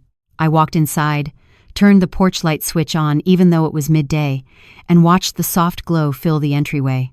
A small act, a reminder. This house still knew my name. By Wednesday evening, I could feel the shift in the house like a change in weather pressure, subtle, inevitable, making everyone a little restless without understanding why. Daniel came home later than usual. He didn't announce himself. He moved through the entryway quietly, as if he were trying not to wake something. Vanessa followed him, and 10 minutes later, heels clicking with impatience, her voice already sharp before she even crossed the threshold. I was at the dining table when they arrived. The table set the way it always had been, placemats aligned, napkins folded, the overhead light warm and steady. Except this wasn't dinner. This was proof. In front of me were 3 neat piles: utility bills, property tax statements, and insurance documents. And on top, in a clear plastic sleeve, the certified copy of the deed Richard Hale had helped me request, clean, official, stamped. I didn't call them to the table. I let them see it on their own. Vanessa stopped short. "What is all this?" Daniel's gaze went straight to the deed. Something tightened in his face, like he already knew what he was going to read and still hoped he was wrong. "Sit down," I said calmly. I didn't sound angry. I didn't sound pleading. I sounded like the librarian I used to be when a child had returned a book with pages torn out and I needed the truth more than excuses. Daniel sat first, slowly. Vanessa remained standing for a moment, scanning the table like she was assessing an opponent's weapons. Then she pulled out a chair with unnecessary force and sat, arms crossed. Ethan hovered in the hallway, half listening, pretending not to care. But he cared. I could see it in the way his shoulders held tension, in the way he stopped scrolling on his phone. "What is this about?" Vanessa demanded. "It's about ownership," I replied, since that word seems to confuse people in this house. Daniel flinched, but he didn't interrupt. I slid the deed forward. "Read it." Vanessa's eyes flicked to Daniel. "We don't need." "Read it," I repeated, looking at my son. Daniel picked up the sleeve with both hands. His fingers trembled slightly. He scanned the document, lips moving silently as he read. When his eyes reached the line with my name, his face drained of color. "Mom," he whispered, "it's just you." "Yes," I said, "it's just me." Vanessa's laugh was short and brittle. "Okay, and we knew that." "No," Daniel said quietly, still staring at the paper. "I didn't." Vanessa's head snapped toward him. "Daniel." He looked up, and for the first time in days, he didn't look at her for permission. He looked at me. "I thought, after Dad died, I thought you put my name." "I never did," I said. "Your father left the house to me. That is standard. And I kept it that way because this house was my safety." Vanessa leaned forward. "So you just let us live here for 3 years and never told him? That's manipulative." I didn't even blink. "No, that's private." Daniel's throat bobbed as he swallowed. "But you always said this would be our family home." "It is a family home," I replied. "Because I allowed my family to live here. That's what I meant." Vanessa's eyes narrowed. "You knew what he assumed." "I knew what he hoped," I corrected. "Hope is not a deed." Ethan shifted in the hallway. I heard his sneaker squeak against the floor. Daniel set the deed down carefully as if it could break. His voice was hoarse. "Why didn't you tell me clearly, Mom?" I wanted to say, "Because you never asked. Because you stopped looking at me as a person and started looking at me as a step in your life plan. Because a woman learns quickly that once you hand over security, you may never get it back." Instead, I answered with truth that didn't require emotion. "Because you're 42 years old," I said softly, "and I shouldn't have to announce that what I own is mine." Vanessa scoffed. "This is unbelievable." I slid the next pile toward them, property tax statements. "These are the taxes, paid by me, every year. Then the utilities. These are the bills, my name, my account. Then insurance. Policyholder, Margaret Whitmore." Vanessa's confidence wavered, but only for a second. Then she recovered, voice sharp again. "Fine, so it's yours. Congratulations, but Daniel is your son. We're family. We can still handle this fairly." Fairly. That word again. Always arriving when she needed something. Daniel looked down at the papers, eyes darting as he tried to catch up to the new reality. "Vanessa, why did you say we didn't need her permission?" Vanessa's cheeks flushed. "Because we don't need permission to renovate a space we live in." Daniel's eyes lifted. "But if Mom owns it," Vanessa cut him off. "Then we negotiate." Negotiate. A nicer word than bully, but the same intent. I kept my voice calm. "And how were you negotiating when you pointed at my front door and told me to rent a room?" Vanessa's mouth tightened. "We were stressed. We overreacted." Ethan shifted closer, now in the doorway of the dining room. He looked at the deed, then at me, then at Vanessa. His eyes were quieter than before. Daniel spoke slowly, like each word weighed something new. "Mom," Vanessa said, "this was about safety, renovations, space for Ethan. It's also about property value," I said gently. "You said it yourself." Daniel's face tightened. "Because we're trying to build equity. On my house," I finished. Silence dropped heavy. Vanessa's eyes darted, recalculating. I could almost see her changing routes in her mind, the way a GPS reroutes when your planned road is blocked. "Okay," she said suddenly, voice sweetened, posture smoothing. "Let's be practical." I didn't respond. I let her walk into her new script. "What if we buy it from you?" she continued, leaning forward like she was offering a gift. "A fair price. You could move somewhere smaller, more manageable. A condo. And you'd have money to enjoy life. Travel. Healthcare. Whatever you want." Daniel's head lifted, hope flickering. "Mom, that could be a solution." There it was. As soon as they realized they couldn't take the house by force, they tried to take it by framing it as kindness. Vanessa added quickly, "We'd even pay above market. We can do $850. $850 is generous." I almost smiled, but I kept my face neutral. Because I knew what my house was worth, Richard had told me. The neighborhood had changed, prices had climbed. This property, with its mature trees and solid structure and big lot, would sell closer to $950, maybe more. Her number wasn't generosity. It was strategy. Daniel looked at me as if I might be tempted. as if I might trade the place that held my husband's memory for a check that would make Vanessa comfortable. I folded my hands on the table. "That's an interesting offer." Vanessa's eyes brightened. Daniel exhaled with visible relief. I watched it happen the way they leaned toward hope the moment I didn't say no. Then I added, quietly, "I'll think about it." Vanessa smiled like a woman who believed the game had returned to her favor. Good. But Daniel didn't look relieved anymore. He looked confused. And something else. Unease. Because while Vanessa was planning offers and numbers, Daniel was finally starting to realize what he had done. That he had tried to remove his mother from a home she owned outright. That he had stood silently while his wife threatened her. Ethan's voice cut through the room, smaller than usual. "Grandma, are you really going to make us leave?" The question carried fear, but also the first trace of accountability I'd heard from him. I looked at him gently. "I'm going to do what's right." Vanessa snapped her head toward him. "Ethan, don't." I continued anyway. What's right isn't always what feels comfortable, and comfort is not the same thing as security. Ethan's eyes flicked to my bandage. His jaw tightened, and for a moment he looked like he wanted to speak. Then he looked down again. Vanessa pushed back her chair. "We've offered solutions," she said tightly. "So let us know what you decide." Daniel stayed seated. He stared at the deed again, like it was a mirror showing him a version of himself he didn't like. "Mom," he said quietly, "why didn't you stop us sooner? When we started talking about renovations, about you moving. Because I wanted to believe you wouldn't do it. Because I didn't want to accept my son had become a man who could be led. Because denial is a mother's first defense. But I didn't say that. I said, because I was still hoping you'd remember who you were." Daniel's eyes filled slightly. He blinked hard. Vanessa stood, her patience thinning. "Daniel, come on. We've got things to do." He didn't move immediately. His gaze stayed on the papers, on the reality that had settled between us like dust. Finally, he stood. Not confident, not aligned, just pulled. They walked out of the dining room together, Vanessa leading, Daniel following. Ethan lingered in the doorway for a beat, then turned and went upstairs without a word. I remained at the table, hands folded, heart steady in a way it hadn't been since the boiling water. Because now they knew. And once people know the truth, their next move reveals who they really are.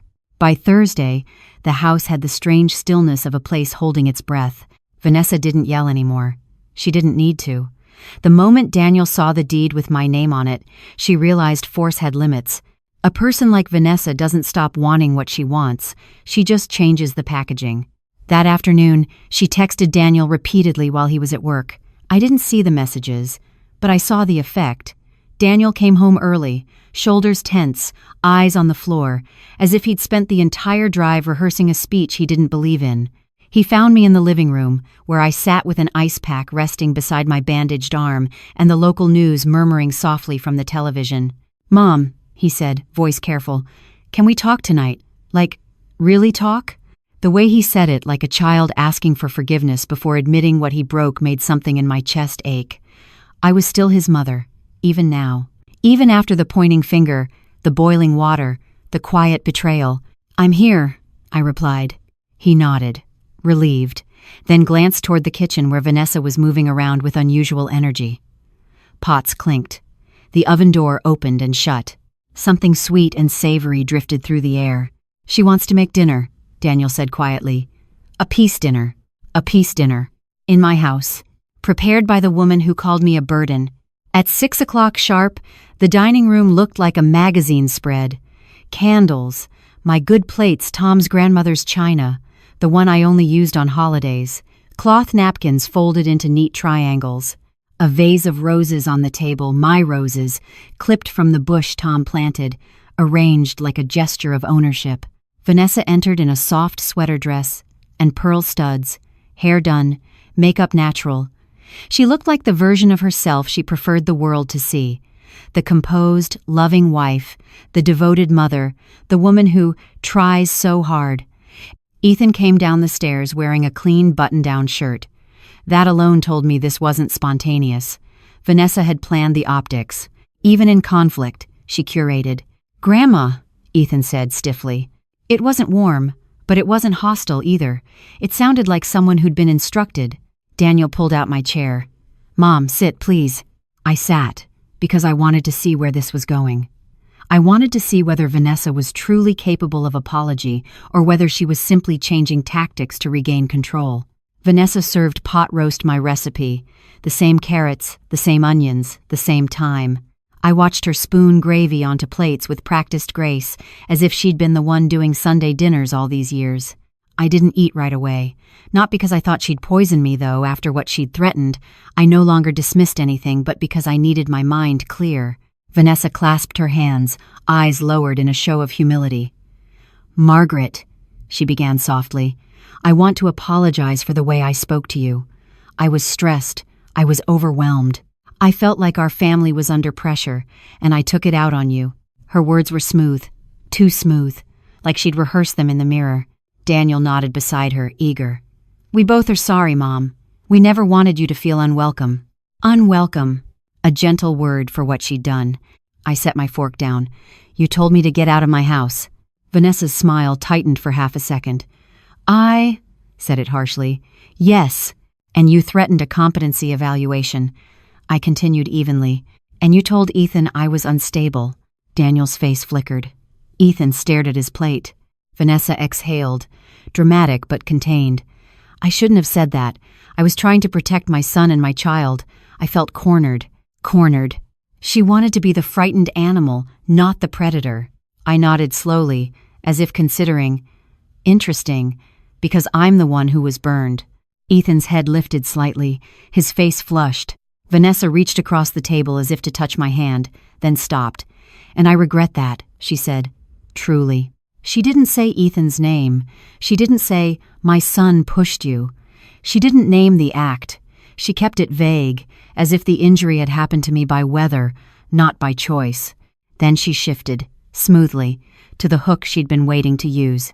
"I want us to be a family," she said, voice warm. "A real family, the kind where Ethan sees his grandmother at holidays, where we can have Sunday dinners without tension, where you feel respected, and we feel supported." Supported. There it was. The transaction hiding inside the apology. Daniel jumped in quickly, like he'd been coached on his cue. "Mom, we've been thinking. What if we do this differently? What if we all agree on some rules, boundaries, a schedule? Like, we could formalize things." Vanessa nodded, eyes wide and sincere. "We could even draft a lease, a proper lease. You'd be the landlord, we'd be the tenants. We pay rent, market rent, and we respect your space." The words were reasonable enough that a stranger would applaud them. That was the danger. Vanessa wasn't stupid. She knew how to make control sound like compromise. Ethan finally spoke, voice low. "I can help too. I can get a job." My chest tightened, not with triumph, but sadness. He sounded like someone who'd realized consequences exist and was trying to outrun them. Vanessa turned toward him, smile soft. "See? We're all trying, but not owning what they'd done." I looked at Daniel, really looked at him. His eyes were pleading, almost childlike. He wanted the conflict to vanish without changing the core issue, Vanessa's entitlement and his silence. "Daniel," I said quietly, "why did you nod when she told me to leave?" His face tightened. I didn't know the house was only in your name," I assumed. "That isn't what I asked," I said gently. "I asked why you let her speak to me like that." He swallowed hard. "I didn't want to fight. And so you chose the path where I was sacrificed," I said. Ethan flinched at the word sacrificed. Vanessa's jaw tightened, but she kept the pleasant face. Vanessa tried again, leaning forward with a softer tone. "Margaret, we're offering a way forward. We're offering you respect and structure. Isn't that what you wanted?" I let the silence stretch long enough that she had to sit with it. Then I said, calmly, "Respect isn't offered when you lose leverage. Respect is practiced when you have it." Vanessa's smile faltered. Daniel's face fell. Ethan stared at the candle flame like he didn't want to see anyone's eyes. Vanessa recovered quickly. "That's not fair," she said, still sweet but sharper at the edges. "People make mistakes. Families forgive." "Mistakes are accidental," I replied. "You planned. You wrote papers. You threatened evaluations. You framed me as unstable. That is not a mistake. That is a campaign." The word campaign landed like a gavel. Vanessa's cheeks flushed. You're twisting everything into something ugly." "It was ugly," I said quietly. "I'm just naming it." For the first time all evening, Vanessa's mask slipped.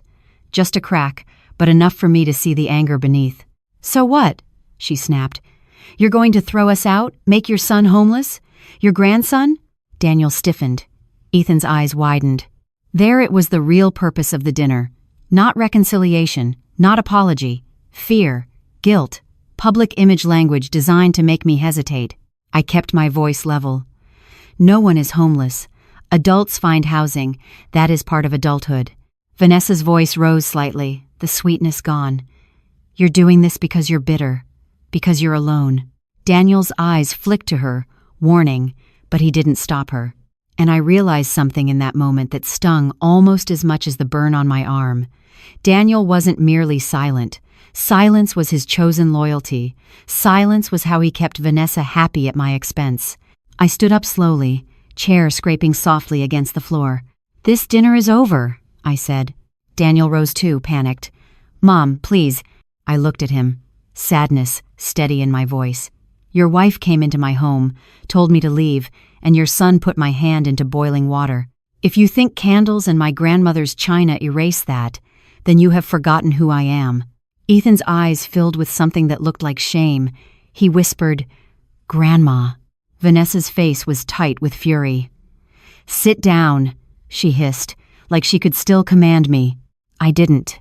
I walked toward the hallway, leaving the candlelight behind me, leaving my roses cut and displayed like trophies on a table that no longer felt like mine. At the base of the stairs, I turned back once. "Here's what will happen," I said quietly. "I will follow the law, I will protect myself, and I will not be manipulated by guilt dressed as family." Daniel stood frozen. Ethan's shoulders sagged. Vanessa stared at me like she wanted to burn a hole through my chest. I went upstairs, closed my door, and sat on my bed, breathing through the ache.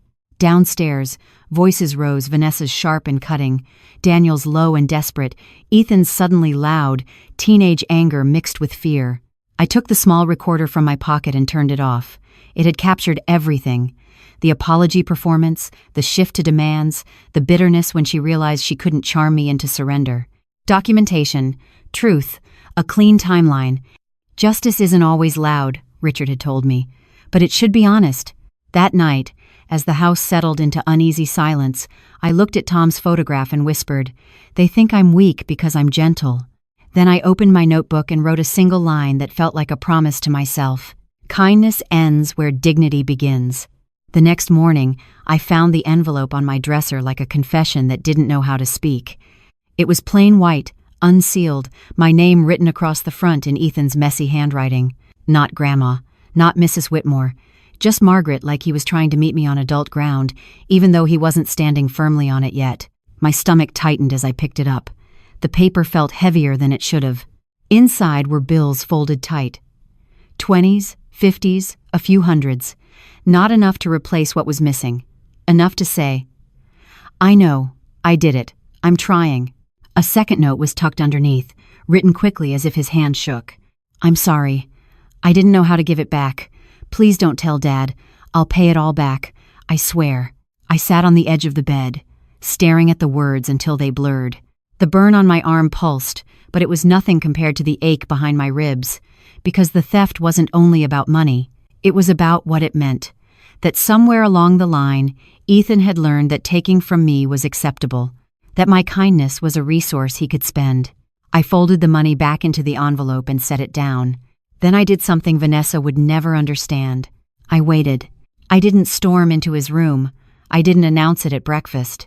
I didn't weaponize his guilt the way she would have. Shame can either sharpen someone into better choices or crush them into worse ones. The difference is often whether a person feels seen as human or treated as a criminal. I wanted him to become better. Around noon, I heard Ethan come home early. School ended at 11:30 on Fridays for seniors, something about college counseling and assemblies. He moved quietly through the hallway like a boy trying not to be noticed. I opened my door as he passed. "Ethan?" I said softly. He stopped mid-step. His shoulders rose, then fell in a small surrender. "Can you come in?" I asked. He hesitated, then stepped into my room. He didn't sit. He stood near the door like he might bolt if the air got too heavy. I pointed to the chair. Sit. He sat, hands clasped, elbows on his knees, eyes fixed on the carpet. I held up the envelope. His face went pale. He nodded once, barely. I found this, I said calmly. His voice came out rough. I was going to tell you. I didn't argue. How much did you take, Ethan? He swallowed. 3,200. Hearing the number out loud landed differently. It wasn't loose change. It was a choice. A deliberate reach into my security. And how much is in the envelope? I asked. He stared at his shoes. 800. I nodded slowly. Where is the rest? His jaw tightened. Gone. Tell me the truth, I said, not harshly, just firmly.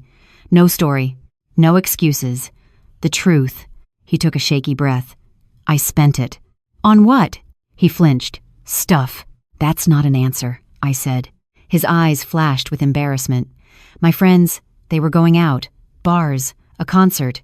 Everyone was buying rounds like it was nothing. And then there's spring break coming up, and... You're 18, I said. Bars? He looked away. We get in. I let the silence do its work. He continued, voice rushing now, like if he said it fast enough it wouldn't hurt. And I needed new shoes. My old ones were trash, and my phone payment was behind, and I didn't want Mom freaking out.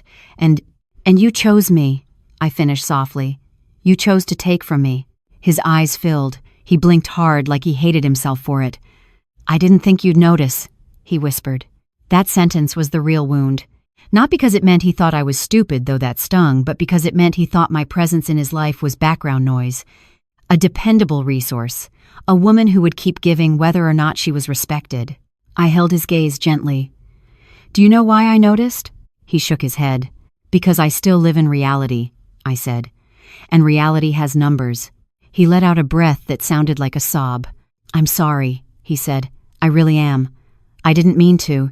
Ethan, I interrupted, still calm. I don't need a dramatic apology. I need understanding. He wiped his face with the heel of his hand. I understand. No, I said softly. You understand that you got caught. That's not the same thing. His shoulders slumped. I leaned forward slightly. Listen to me. Stealing is wrong. That's obvious. But stealing from someone who has protected you, someone who has fed you, housed you, sat in bleachers for you, prayed for you, saved money for you, that's not just theft, Ethan. He looked up, eyes wet. That's character, I said. That's you deciding what kind of man you are when you think no one is watching. The room went still. Outside, the maple tree branches brushed gently against the window like a slow, patient heartbeat. He whispered, I don't want to be that kind of person. Then don't, I said. Wanting isn't enough. He nodded shakily. And you will not ask me to keep this secret from your father, I added. His eyes widened with panic. Please, Grandma. I'm not punishing you, I said. I'm refusing to participate in a lie. He swallowed. Mom will kill me. I'm not your mother, I replied. And I'm not here to be used as your hiding place. He stared at the envelope. I can pay it back. I'll work. I'll do anything. Good, I said, because repayment isn't just money. He looked up, confused. Repayment is you learning the difference between being loved and being enabled, I said. It's you learning to say no when your friends dare you to spend what you don't have. It's you learning to take responsibility even when it hurts. His breath hitched. I didn't know what else to do. Mom always says you have plenty. She says you're just sitting on this big house and you don't even need it. There it was. The poison, spoken casually. I kept my face steady. And you believed her. He didn't deny it. I have plenty, I said quietly, because I worked for it. Because your grandfather and I sacrificed. Because I didn't spend money I didn't have just to impress people I wouldn't remember in 10 years. He stared at the floor, ashamed. Ethan, I continued, I love you, I always will, but love doesn't mean access. His head lifted slowly. It means I can still care about you, I said, while saying, you do not get to take from me. You do not get to hurt me. You do not get to treat me like a resource. He nodded, tears rolling down now, silent. And one more thing, I added.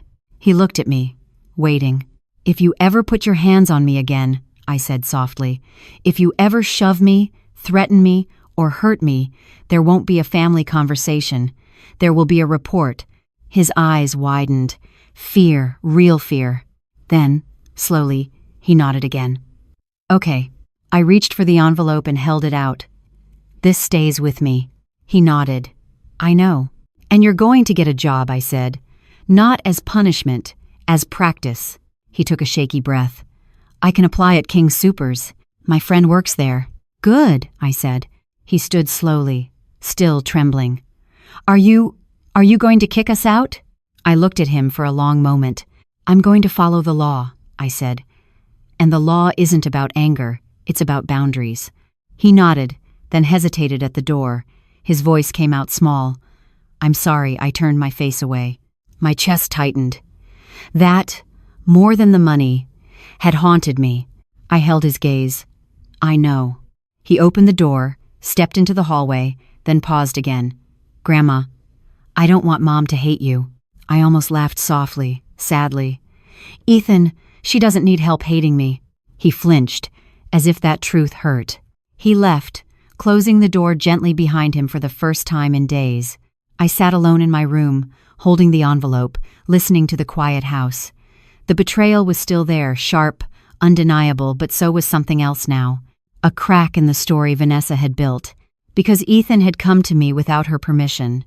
He had confessed without her script, and that meant the truth still had a way in. The house has a way of sounding different when people are lying in it. On Saturday morning, the floors creaked under Vanessa's footsteps like they were warning me. She was moving fast, opening and shutting drawers, clattering dishes, speaking loudly on the phone in the kitchen with the kind of exaggerated cheerfulness that doesn't belong to real peace. I stayed upstairs as long as I could. I didn't want to hand her a scene. Not anymore. But by 10 o'clock, she came for me. I heard her knock before she even reached my door, sharp heels on the hallway wood, then the rap, rap, rap that wasn't a request. It was a summons. I slipped the small recorder into my cardigan pocket and turned it on. One click, one quiet green light. Then I opened the door. Vanessa stood there dressed like she was going to a brunch. Neat hair, polished makeup, phone in her hand, eyes cold. We need to talk, she said. I'm listening, I replied. She pushed past me into my room without waiting for permission. That alone told me everything. She still believed she owned space. Her gaze swept my dresser. Tom's photo, the envelope Ethan had returned, my notebook. She stopped at the notebook for half a second, suspicion tightening her mouth. What is that? She asked. A notebook, I said simply. Vanessa stepped closer, voice lowering. Are you writing things down like some kind of case? I met her eyes. I'm keeping track of what's happening in my own home. She laughed softly, but it wasn't amusement. It was disdain. God, you're exhausting. I didn't react. She crossed her arms. Daniel told me you met with a lawyer. Yes, I said. Her face sharpened. So you're going to force us out? I'm going to follow the law, I replied. Vanessa's eyes narrowed. You realize what that will do, right? It will end this living arrangement, I said. The one you said wasn't working. Her jaw clenched. Don't play word games with me. Then don't play threats with me, I said quietly. The air changed. That calm mask she'd been wearing all week slipped. You think you have power because you have a deed? She hissed. But you don't have what matters. I kept my voice steady. And what matters is... What? Vanessa stepped closer until I could smell her perfume, something expensive and floral, meant to feel comforting but now only suffocating. Daniel, she said. Ethan. Family. The word family landed like a blade. If you do this, she continued, you will not see Ethan again. Do you understand me? Not birthdays, not graduation, not a single holiday. My throat tightened despite my best effort. Even when you expect the wound, it still hurts when they press on it. That's your choice, I said softly. Not mine. Vanessa's eyes flashed. No, Margaret, it will be your fault. You'll be the bitter old woman who threw her family out. That's how everyone will see it. The word everyone again. The imaginary jury she always spoke to. I leaned slightly against the bedpost, letting my posture look tired, frail even, letting her believe she was pushing me backward. Are you threatening me? I asked calmly. She smiled, slow and cruel. I'm warning you. Then she shifted, voice turning syrupy. "And frankly, it's for your own good. Daniel and I have been talking." My stomach tightened. "Talking about what?" Vanessa tilted her head. "About whether you're okay." I stared at her. "You forget things," she said. "You talk to yourself. You get confused. You lost control and pushed me. You're a danger to yourself and others." My hands stayed still. My voice stayed even. "I am not confused. I am not dangerous. And you know exactly what you're doing." Vanessa shrugged. Fake innocence. "If you're fine, then you shouldn't be afraid of an evaluation." There it was, the trap. If I refused, I looked guilty. If I accepted, she gained ground. "I'm not afraid of the truth," I replied, "but I'm not participating in your performance." Her eyes hardened. "You don't get to decide how this is handled." "I do," I said, quiet but firm, "because I'm the homeowner." Vanessa's nostrils flared. "Homeowner," she mocked. "You love that word, like it makes you queen." I looked at Tom's photo on my dresser. "It makes me safe," I said. Vanessa's voice rose suddenly. "Safe? You think you're the victim here? After everything we've done for you? We let you be part of our lives." I blinked once. The audacity still shocked me, even after all of this. "You didn't let me," I said. "You moved into my home." Vanessa's eyes darted to the hallway. She was listening for footsteps, for witnesses. She didn't want Daniel hearing her like this raw, ugly, undeniable. Then she said the sentence that made my blood run colder than the Colorado winter ever could. "I can make one call," she whispered, "and you'll have strangers in this house asking if you should even be living alone. APS, Adult Protective Services. The state, the system." I didn't flinch outwardly, but inside I felt the old fear women like me carry. That age can be used as a weapon. That independence is treated like a privilege that can be revoked by someone louder. I kept my tone steady. "A false report is a crime." Vanessa's lips curled. "Prove it's false." My burn throbbed under the bandage like a warning. Then she looked past me at the jewelry box on my dresser and smirked. "You know what else?" she said. "If you push this, Daniel will have to choose. And he'll choose his wife. He'll choose his family." I met her eyes. "I am his family." Vanessa's smile was pure contempt. "You were." The words hit harder than I expected, not because I believed her, because some part of me feared Daniel might. I took a slow breath. "Get out of my room," I said quietly. Vanessa's eyes flashed. "Excuse me?" "You heard me," I said, voice calm but immovable. "Leave." For a heartbeat, she looked like she might lunge, like anger might finally push her into something undeniable. Then she pulled back, smoothing her dress, resetting her face into something more socially acceptable. "Oh, Margaret," she said softly, "you're making a terrible mistake." She walked out, and as she passed the hallway mirror, she adjusted her hair like she was preparing for an audience. I closed the door gently and locked it. My hands trembled slightly as I turned off the recorder. Not from fear, though fear was there, but from the weight of what had just been confirmed. This wasn't about renovations. It wasn't about space. It wasn't even about money anymore. It was about control. And Vanessa was willing to weaponize the system against me to get it. I sat on my bed, opened my notebook, and wrote down her words as closely as I could remember. "You will not see Ethan again. I can make one call. We've been talking about whether you're okay." Then I did the next thing Richard told me to do. I called someone who could witness the reality of my life. I dialed Mr. Collins next door. He answered with his usual steady voice. "Collins." "Hi," I said, keeping my voice calm. "It's Margaret. I need a favor." "Name it," he said immediately. "My daughter-in-law is threatening to report me as incompetent," I said.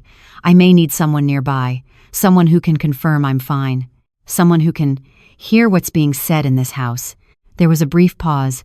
Then his voice hardened in that protective way older men sometimes still carry when they recognize injustice. "You got it," he said. "I'll be right over. And Margaret, if anyone lays a hand on you again, you call me, or you call the police. No discussion." After I hung up, I sat quietly for a moment, staring at the porch light switch by the door. I thought about how many years I had spent trying to keep family problems inside the family, like silence was loyalty. Silence isn't loyalty. Silence is how people like Vanessa win. Downstairs, I heard Daniel's car in the driveway. The front door opened. Vanessa's voice changed, instantly soft, sweet, wounded. "Daniel, your mother was horrible to me again," she called, loud enough for me to hear from upstairs. I closed my eyes and felt something settle into place, cold, clear certainty. She was already telling her version, and now I would be ready with mine. Daniel didn't even get his shoes off before Vanessa began her performance. "Daniel, your mother was horrible to me again," she called from the bottom of the stairs in a voice that sounded bruised and gentle, the kind of voice women use when they want to be believed without being questioned. I stayed upstairs long enough to hear his tired sigh, long enough to hear him murmur, "Vanessa, please, not tonight." But Vanessa wasn't built for "not tonight." She was built for momentum. I slipped the recorder into my pocket again, felt the small, square weight against my hip, and walked downstairs with my shoulders relaxed and my face neutral. I wanted to look exactly like what I was, a woman in her own home, not an intruder, not a threat. Daniel was in the entryway. Tie loosened, shoulders slumped. Vanessa stood in the living room, one hand pressed to her chest as if she'd been struck. Ethan hovered halfway up the stairs, pretending to be on his phone. He wasn't. He was listening. Vanessa turned toward me as if I'd walked into her scene at the wrong time. "There she is," she said softly. Daniel looked at me with a mix of fatigue and guilt. "Mom, what happened?" I didn't glance at Vanessa. I looked directly at my son. "She came into my room without permission," I said evenly. "She threatened to report me as incompetent and said I'd never see Ethan again if I protected my home." Daniel's jaw tightened. "Vanessa." Vanessa lifted both hands, palms up. "I didn't threaten her. I said we need to consider what's safest. She's spiraling." "She burned my arm," I said calmly, and felt the words land in the room like a heavy object. Or rather, Ethan did. "While you watched." Ethan's shoulders jerked. He stayed silent. Daniel's eyes flicked toward the bandage peeking from my sleeve. His mouth tightened, but he didn't face the real thing.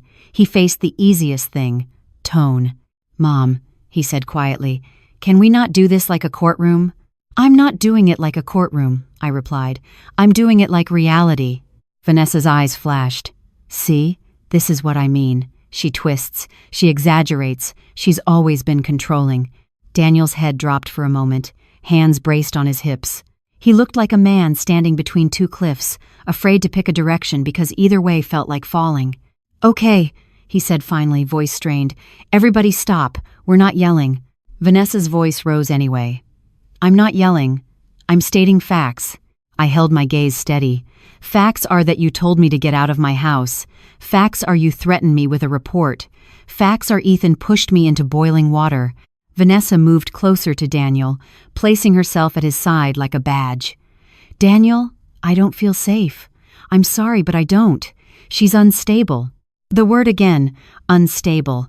Always the same diagnosis, always the same strategy. If I was unstable, then removing me could be framed as care. I kept my voice level, the way I used to when children argued in the library, and each one insisted the other started it. "Daniel, I'm asking you a simple question," I said. "Do you believe I am incompetent?" Daniel froze. Vanessa's eyes widened slightly, then narrowed. She didn't like the directness. Direct questions don't give her room to spin. "Mom," Daniel said slowly, "no, I don't think you're incompetent." Vanessa's head snapped toward him. "Daniel." "No," he continued, voice firmer than I'd heard in days. "I don't." For a second, the air changed. Hope flickered in my chest, small and dangerous. Then Daniel softened, and Vanessa took the opening. "But," Daniel added, "I do think the situation is tense, and we need to lower the temperature. For everyone." Vanessa sighed dramatically, the victorious kind of sigh. "Exactly." She turned to me, voice sweet again. "Margaret, if you just stop fighting, if you just agree to move out for a little while becomes forever," I said quietly. Vanessa's expression tightened. "We're trying to renovate. It's normal." I didn't argue renovation anymore. I'd learned it was her cover story, not her reason. "You don't get to renovate by removing the owner," I replied. "That's not normal. That's theft with better lighting." Her cheeks flushed. "You're unbelievable." Daniel's voice cracked with exhaustion. "Mom, please. Vanessa, please. I can't come home to this every day." My heart clenched, because it was the most honest thing he'd said. He wanted the discomfort gone, not the injustice corrected. And that's when I heard the front door open. Mr. Collins stepped inside, broad shoulders filling the entryway, baseball cap in his hand. He didn't look confused. He looked purposeful, like a man who heard the phrase, "Someone laid hands on you," and considered it his business. Daniel blinked. Mr. Collins?" Vanessa stiffened instantly, her eyes darting, calculating how this looked. An outsider, a witness. She hated witnesses. Mr. Collins nodded politely. "Daniel?" "Vanessa." Then he turned to me, voice gentle but steady. "Margaret said you folks were having some trouble. I came by to check in." Vanessa forced a smile so bright it felt painful. "Oh, that's not necessary. We're just having a family conversation." Mr. Collins looked her straight in the eye. "Family conversations don't usually involve threats." The words struck the room silent. Daniel's head turned sharply. "Threats?" Vanessa's smile cracked. "I don't know what she told you, but—" "I heard her," Mr. Collins said simply. "From my yard." She was loud enough. Something about getting strangers to come ask if Margaret should live alone. Vanessa went pale, then flushed red. "You were eavesdropping?" "No, ma'am," Mr. Collins replied. "You were broadcasting." Ethan shifted on the stairs, watching with wide eyes. For the first time, he looked less like Vanessa's soldier and more like a kid witnessing adults lose control. Vanessa's voice jumped an octave. "This is ridiculous. You're all ganging up on me." I didn't move. I didn't react. I let her show herself. Daniel stared at Vanessa, confusion and anger starting to mix. "Did you really threaten Mom with APS?" Vanessa scoffed, defensive. "I said we might need help. She's not acting normal." Mr. Collins's voice stayed calm. "Ma'am, I've lived next to Margaret for 12 years. She waves at kids on Halloween, brings cookies to new neighbors, volunteers at the library. She's as steady as they come." Vanessa's eyes narrowed, voice dripping with contempt. "She's old. That's what she is. Old and stubborn and—" She stopped herself, but it was too late. The bitterness had already spilled into the air. "Say it," I whispered, more to myself than to her. Vanessa's mouth twisted, and she said it anyway, because cruelty comes easiest when you think you're cornered. "She's obsolete," Vanessa snapped. "She's in the way. She's clinging to this house like it gives her purpose. It's pathetic." The word hit the room like a slap. Obsolete. I felt Daniel flinch, not physically, but somewhere deeper, like his mind finally registered how far Vanessa had gone. Mr. Collins's jaw tightened. "And Ethan?" Ethan made a small sound in his throat, a startled exhale almost like a gasp. He looked at Vanessa as if he didn't recognize her, as if the word had torn a curtain and revealed something raw underneath. He flinched. It was subtle, but I saw it. The first honest reaction in days. Vanessa noticed too. Her eyes flicked to him, quick and warning, trying to pull him back into alignment. Ethan didn't look away fast enough. Daniel's voice came out low. "Vanessa, what did you just call my mother?" Vanessa lifted her chin, stubborn. "I said what everyone is thinking." "No," Daniel said. The word was quiet, but it carried weight. "That's not what everyone is thinking." For a moment, the house held its breath. Then Vanessa's face hardened into something I'd seen before, rage dressed as righteousness. She grabbed her phone from the table and jabbed at the screen as if she could erase what she'd just said with a notification. "I'm done," she snapped. "I'm not living in a house where I'm treated like the villain." Mr. Collins spoke gently, almost kindly. "Then don't." Vanessa shot him a venomous look and stormed toward the kitchen, slamming a cabinet door hard enough to rattle the glassware. Ethan stayed frozen on the stairs, staring at the spot where she'd stood, like the floor beneath his beliefs had shifted. I turned slowly toward him. "Children learn cruelty from example," I said softly. He swallowed, eyes flicking to my bandage, then to Daniel's face, then back to the stairs as if he wanted to disappear into his room. Daniel stood in the entryway, shoulders sagging, eyes wet with something he couldn't name yet.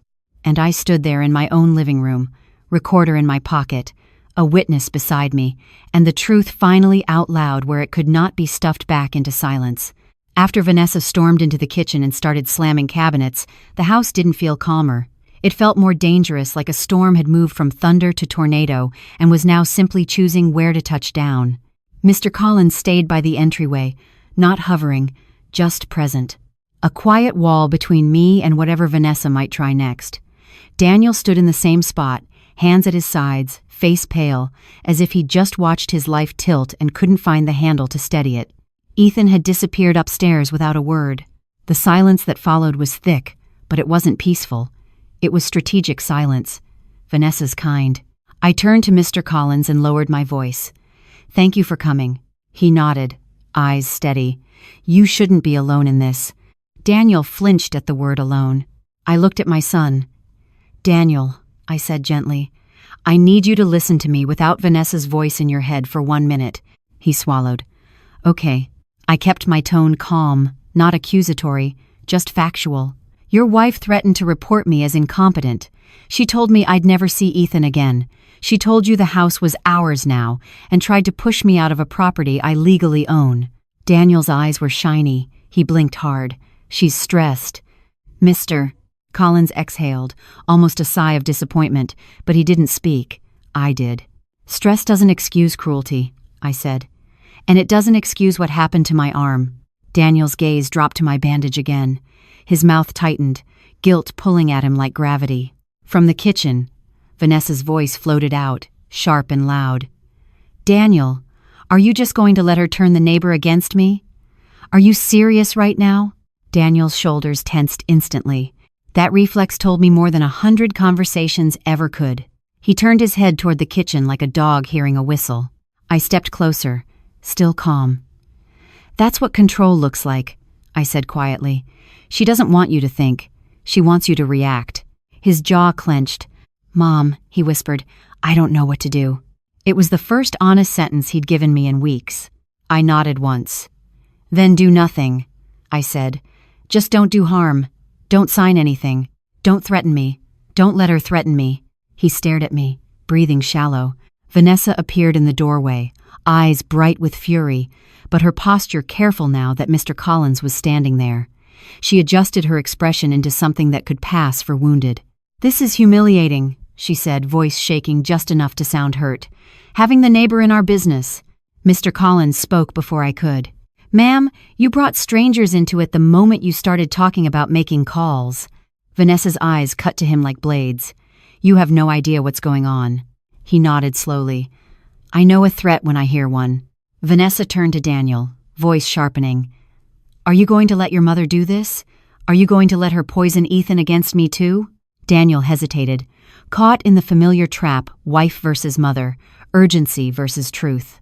I didn't argue with Vanessa. I didn't try to win. I simply said, "I'm going upstairs." Vanessa scoffed. "Run away. That's what you do." Mr. Collins looked like he might speak again, but I touched his arm lightly, a quiet signal. Not because I needed protection in that moment, but because I needed my next move to be clean. Upstairs, I closed my bedroom door, locked it, and sat at the desk by the window with my notebook open. My hands were steady now. I wrote down what happened, line by line. Vanessa's word obsolete, the threat about calls, the way Daniel asked what to do, the way Ethan went upstairs without speaking. Then I pulled out my folder, the one Richard Hale told me to keep, deed, taxes, utilities, and now printed notes with dates and times. At 8:30 p.m., my phone buzzed. "Richard," I answered quietly. "Richard, I got your message," he said. "You want to move forward?" I looked at Tom's photo, then at my bandage, then at the locked door. "Yes," I said, "I need this to end." Richard's voice was calm, firm. "Then we serve proper notice. We do it by the book. No drama, no shortcuts. 30-day notice to vacate. Clear language, clear dates." My throat tightened. Even when it's right, it still feels like cutting something living. "I'm ready," I said.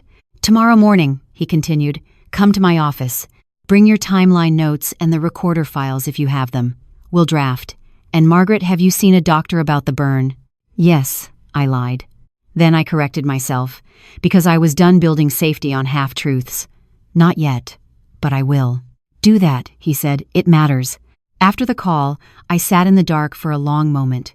Through the wall, I could hear Vanessa's voice downstairs lower now, poisonous, aimed at Daniel. I couldn't hear Daniel's replies clearly, but I could hear the pattern, her intensity, his attempts to calm, the emotional tug-of-war she always won by exhausting him. At 10:12 p.m., a soft knock came at my door. Not Vanessa's knock, not a demand. "Mom?" Daniel's voice. I opened the door but kept my body in the frame. Cautious. He stood there alone, face tired, shoulders slumped. He looked like he hadn't sat down all evening. "I'm sorry," he whispered. I studied him, not with rage, but with sorrow. For what part? His throat worked. For letting it get this far. I nodded slowly. That's true. He flinched, but he didn't argue. "Vanessa says you're trying to destroy us," he said quietly. I held his gaze. "Daniel, you destroyed trust when you nodded while she pointed me out the door." He swallowed hard. "I didn't think." "I know," I said softly. "And that is the problem." He leaned his forehead against the doorframe for a moment. "She said if you kick us out, she'll take Ethan and go to her sister's. She said I'll never see my son again." There it was, the hostage situation, the emotional ransom. I felt my chest ache, but my voice stayed steady. "That's her choice, not mine." Daniel's eyes shimmered. "I don't want to lose my family." I paused before answering, because I wanted the truth to land cleanly. "You already did," I said gently. "You just haven't accepted it yet." His breath hitched. "Mom, I'm still here," I continued, "but I am not here to be threatened in my own home." He nodded slowly, defeated. "What are you going to do?" I could have softened it. I could have lied for comfort. But comfort was what brought us here. "I'm issuing legal notice," I said. 30 days, proper, documented. Daniel's face crumpled for a second. Not anger, shock. Then something like understanding began to flicker behind his eyes. "She's going to explode," he whispered. "I know," I said. He looked up. Can we talk about a different option? Buying the house? Renting? Anything?" I shook my head once. "No." His shoulders sagged. "Why not?" "Because you didn't come to me with respect first. Because you tried to take what you hadn't earned. Because if I let you stay, I will spend the rest of my life watching my back in my own kitchen." But I didn't list every reason. I gave him the one he needed most. "Because trust has been broken," I said, "and I cannot live in a house where I'm treated like a problem to solve." Daniel nodded, slow and resigned, as if he'd been holding on to hope with fingertips and they were finally slipping. "I'm sorry," he whispered again. I didn't reach for him. Not yet. My heart wanted to. My dignity refused to. "Good night, Daniel," I said softly. He stood there a moment longer, then turned and walked away down the hallway, footsteps heavy with regret. The next morning, I went to urgent care for the burn. The nurse clucked sympathetically, cleaned it carefully, wrapped it fresh, and noted the injury in my chart. Documentation, truth, anchors. By 10, I was in Richard Hale's office signing the notice. The language was simple and merciless in its clarity. 30 days to vacate. No ambiguity. No room for Vanessa's storytelling. Richard slid the paper toward me with a pen. "Once you sign, it starts the clock." I stared at the line for my signature. My hand hovered for a second. Then I thought of boiling water on my skin, thought of my grandson's turned face, thought of Vanessa's word obsolete. I signed. Richard nodded. "Now we serve it correctly, ideally when both adults are present. And we keep a witness." Mr. Collins's steady face rose in my mind. So did the camera on my porch. "By the book," I said quietly. "Yes," Richard replied, "by the book." When I drove back home, the sky was bright and indifferent. The maple tree in my yard swayed gently. The roses were opening, stubborn and alive. I sat in my car for a moment with the signed notice in my folder and realized something that surprised me. I wasn't shaking. I was sad. I was wounded, but I wasn't confused anymore. Because now, whatever Vanessa tried next, the truth would have a timestamp. I served the notice on a Friday evening because Fridays do something to people. They're tired from the week. Their patience is thinner, and if someone is going to show their true face, they usually do it when they think they've earned the right to be ugly. Richard Hale advised me to do it when both adults were present and to have a witness. Mr. Collins agreed without hesitation. He didn't come in like a hero. He came in like a neighbor who believes an older woman deserves safety in her own home. At 6:15 p.m., Daniel's car pulled into the driveway. Vanessa arrived 10 minutes later, her SUV rolling in like she was returning to territory she intended to claim. I waited in the living room with my folder on the coffee table, the notice inside a sealed envelope, crisp and official. My hands were steady. Mr. Collins stood near the entryway, quiet, arms folded, eyes alert. The moment Vanessa stepped inside and saw him, her whole posture tightened. Her smile appeared bright, brittle, rehearsed. "What is this?" she asked. "Why is he here?" Daniel glanced between us, wary. "Mom?" I stood, calm as a winter lake. "Mr. Collins is here as a witness," I said, "because what happens next needs to be clear." Vanessa's smile vanished. "A witness? Are you kidding me? This is my home too." Daniel flinched at that, just slightly. "No," I said gently. "It's not." I picked up the envelope and held it out, not like a weapon, but like a fact. Daniel stared at it, face pale. "What is that?" "A formal notice to vacate," I said. 30 days. The words landed heavy, even though Daniel already knew they were coming. There is a difference between hearing something in a hallway and seeing it in black ink with a date and signature. Vanessa let out a short, sharp laugh. "Oh my God, you actually did it." "Yes," I replied. Daniel's voice cracked. "Mom, please, can we not—" "You had your chance," I said quietly, "and you used it to stay silent." Vanessa stepped forward quickly, reaching for the envelope like she could snatch the law out of my hand and tear it into nothing. "Mr. Collins moved one step, not aggressive, just present, and she stopped short, glaring.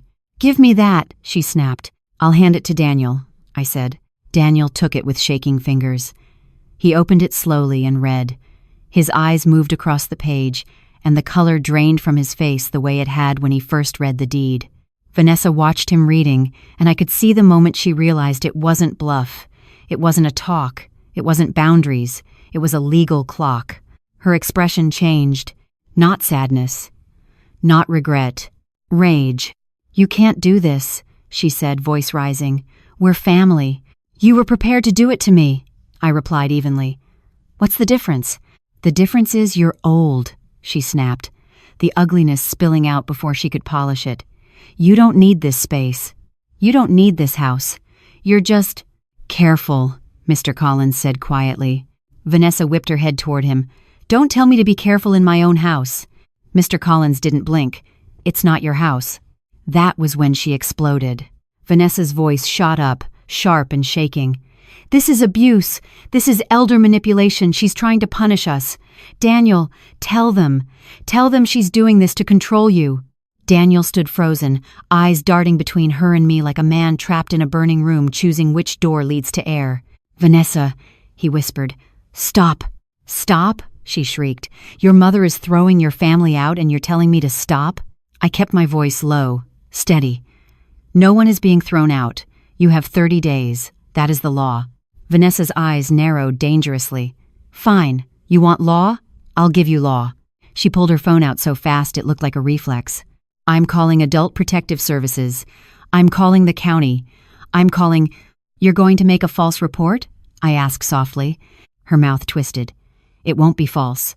Daniel's head snapped up. "Vanessa, what are you doing?" "She talks to herself," Vanessa hissed, pointing at me like I was a case file.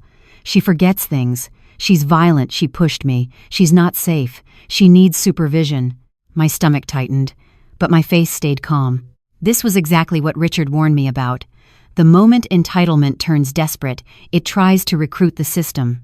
"I have a medical record of my burn," I said, "and I have documentation of your threats." Vanessa's expression flickered just for a second, then she recovered by getting louder. "Everyone will know," she shouted. "Do you hear me? Everyone! You'll be the monster who made her son homeless. You'll be the bitter old woman who chose a house over her family." Daniel's hands clenched. "We're not homeless," he said, voice strained. "We can get an apartment." Vanessa spun on him like a whip. "With what money? With what credit? We were planning." She stopped herself mid-sentence, and in that stop, the truth surfaced like something dead floating up in a pool. "Planning." Daniel's eyes widened slightly. He looked at her, then at me, then back again. Something in his face shifted, not full awakening, but the start of it. Vanessa realized she'd slipped and lunged for a new angle. She turned back to me and lowered her voice into something syrupy, poisonous. "You're going to regret this," she said. "When you're alone. When you need help. When you're sick. Don't come crawling back to us." I answered quietly, I'd rather be alone with dignity than surrounded by people who see me as an obstacle. That line hit Daniel like a punch. He flinched, eyes wet. Ethan appeared then at the top of the stairs, drawn by the shouting. He stood there frozen, watching. Vanessa saw him and instantly changed her tone, becoming the wounded mother in front of her child. "Ethan," she cried, "your grandmother is kicking us out." Ethan's face tightened.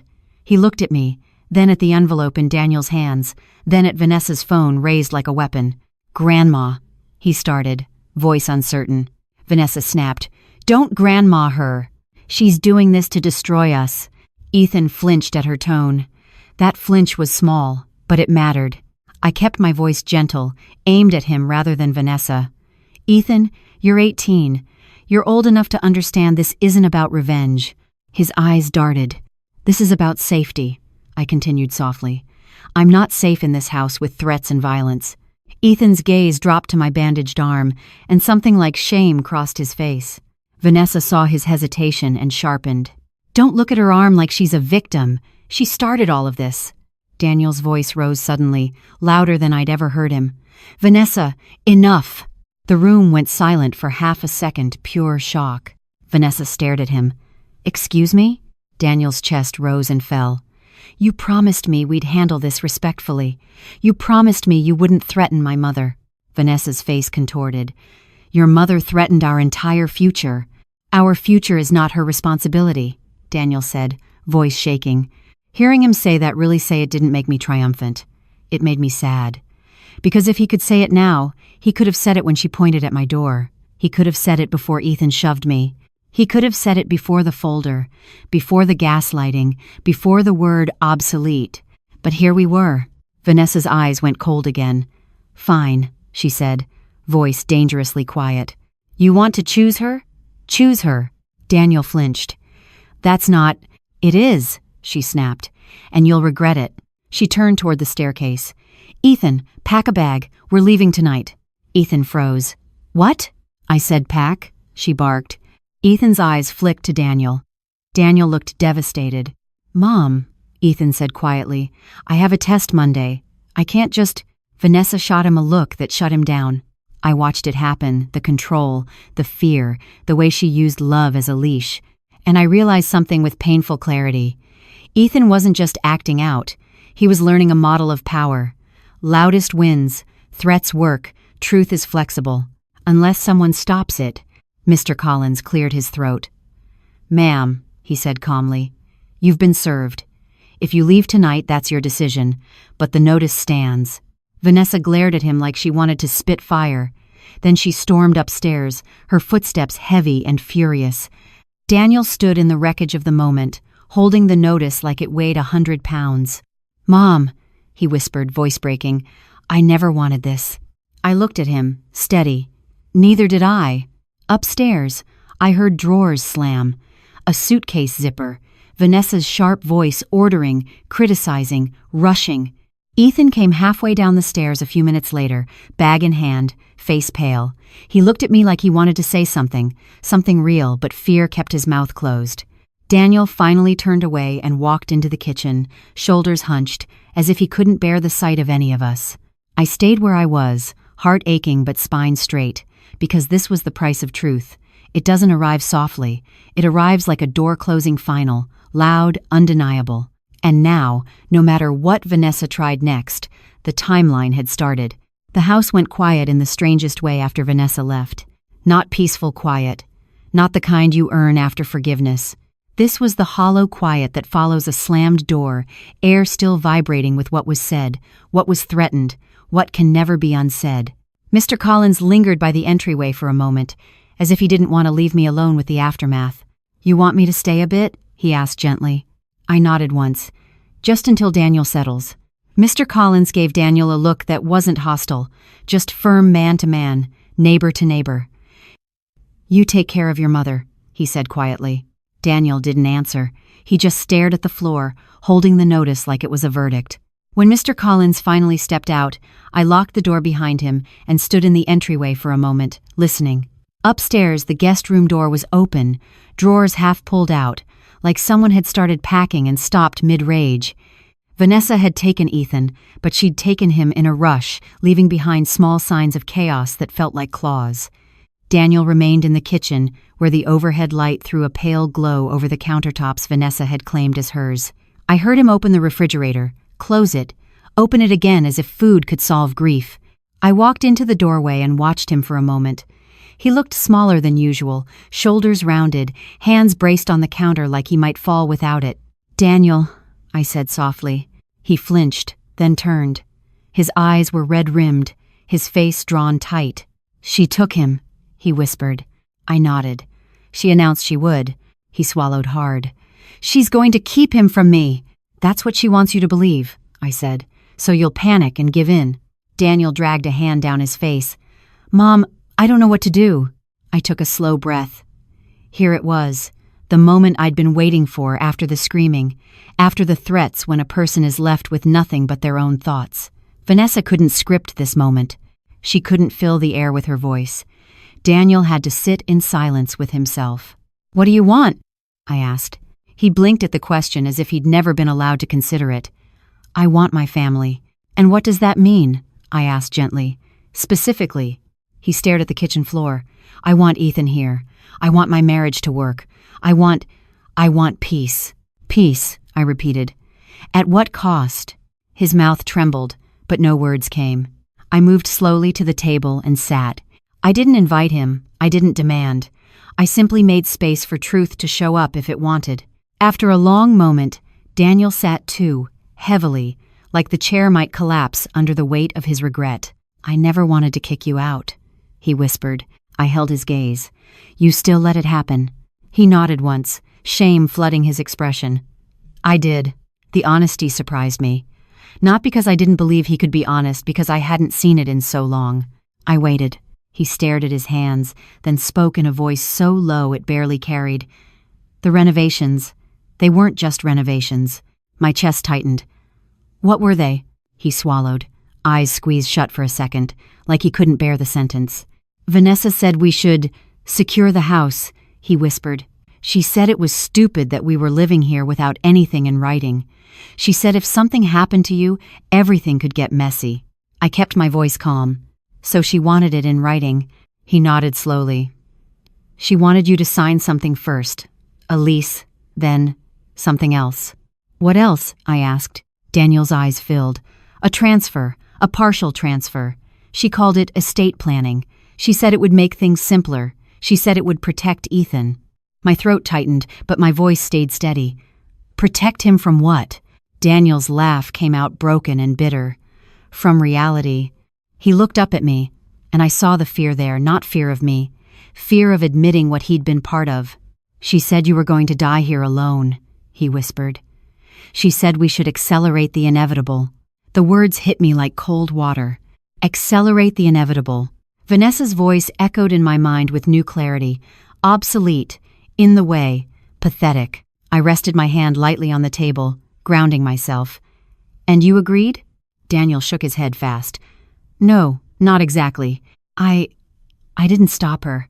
I kept telling myself we could find a compromise, that you'd be happier in a smaller place, that we could buy you a condo, that it wouldn't be theft."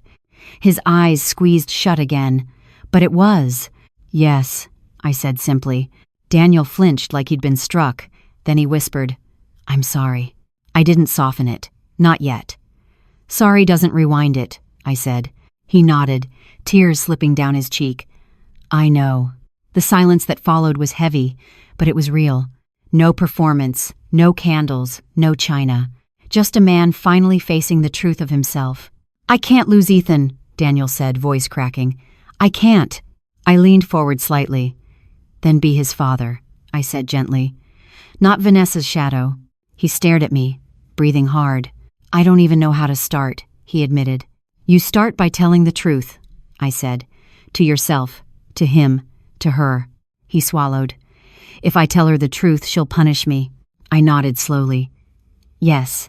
He looked at me like he wanted comfort, like he wanted me to say it would be easy. I didn't.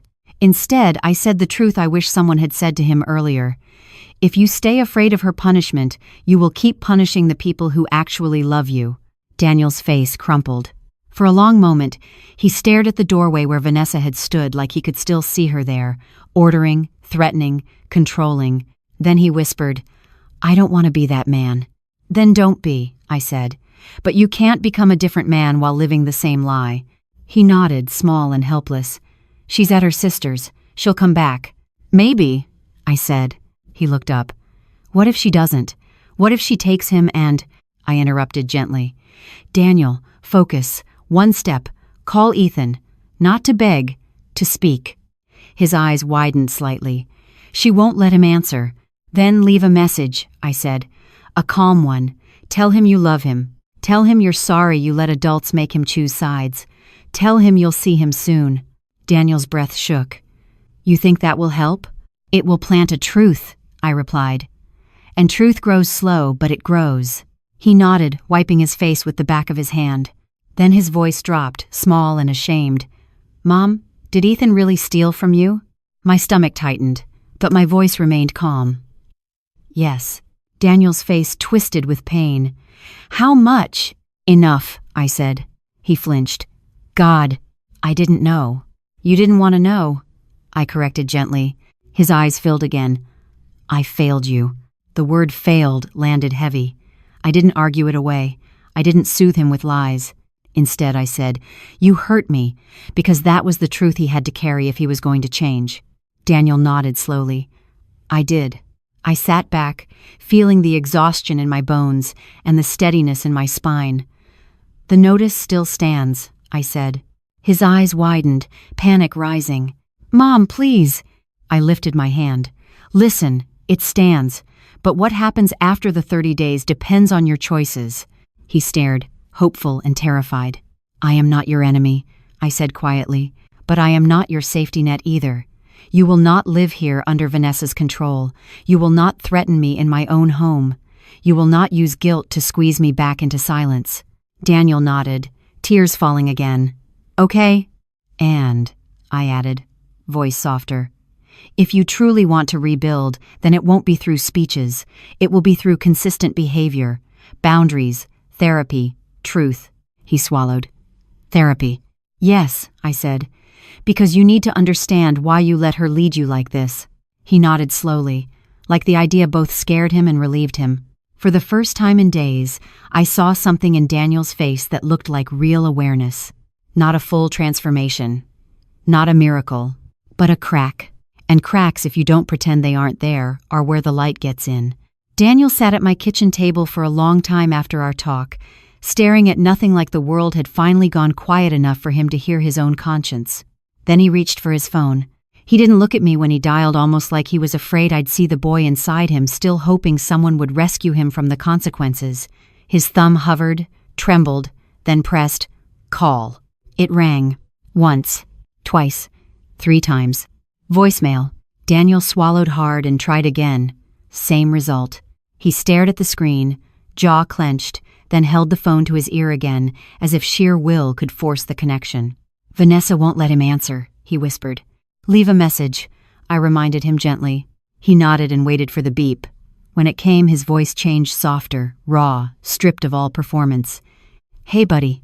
It's Dad. I love you. I'm sorry about last night. I'm sorry I let things get so loud and confusing. You don't have to choose sides, okay? You're my son. I'm going to see you soon. Call me when you can. I love you."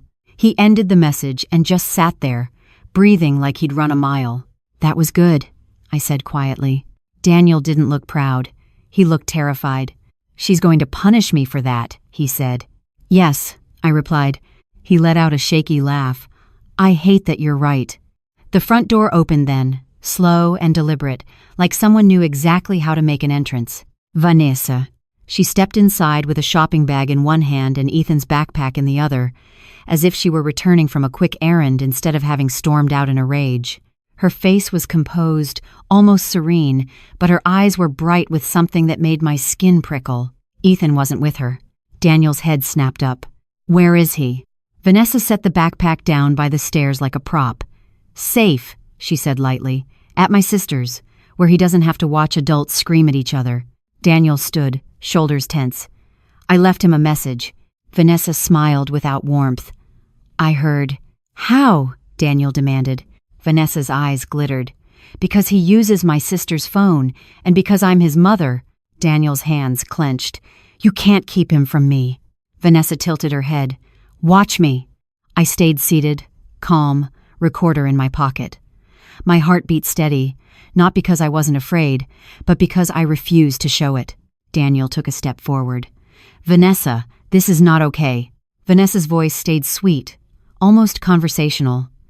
What's not okay is your mother turning the neighbor into her bodyguard. What's not okay is you yelling at me in front of your son. What's not okay is being married to a man who still runs to mommy when things get hard. Daniel flinched, but he didn't retreat the way he used to. That alone was a change. I'm not running to her, he said, voice shaking. I'm facing what we did. Vanessa's smile tightened. We? Daniel's eyes were wet, but his voice steadied. Yes, we. You planned to push her out. You talked about renovating her house like it was already yours. You threatened her with APS. You called her obsolete. Vanessa's eyes flashed, and for a second the mask cracked. Because she is. The cruelty landed in the kitchen like a slap. Daniel stared at her, as if seeing her fully for the first time. Do you hear yourself? Vanessa shrugged, feigning calm. I'm being honest. Someone has to be. Then she turned her gaze to me, and her voice shifted lower, sharper, carrying a threat dressed in politeness. Margaret, she said, I've been thinking, maybe we've approached this the wrong way. I didn't answer. Vanessa continued, if you're determined to live alone, then we need to make sure you can, safely. Daniel's face tightened. Stop it. Vanessa ignored him. She reached into her bag and pulled out her phone, tapping the screen with deliberate slowness. I took a video, she said. My stomach dropped. Not because I didn't expect it, but because I knew exactly how it would be used. She held the phone up, thumb hovering over play, eyes locked on Daniel, like she was about to show him a truth. Vanessa, Daniel warned, don't. She pressed play anyway. On the screen was me in the kitchen, recorded from a distance, from an angle I recognized immediately. The little gap between the pantry door and the wall. A hidden phone. In the video, I was moving slowly, looking for something in a drawer.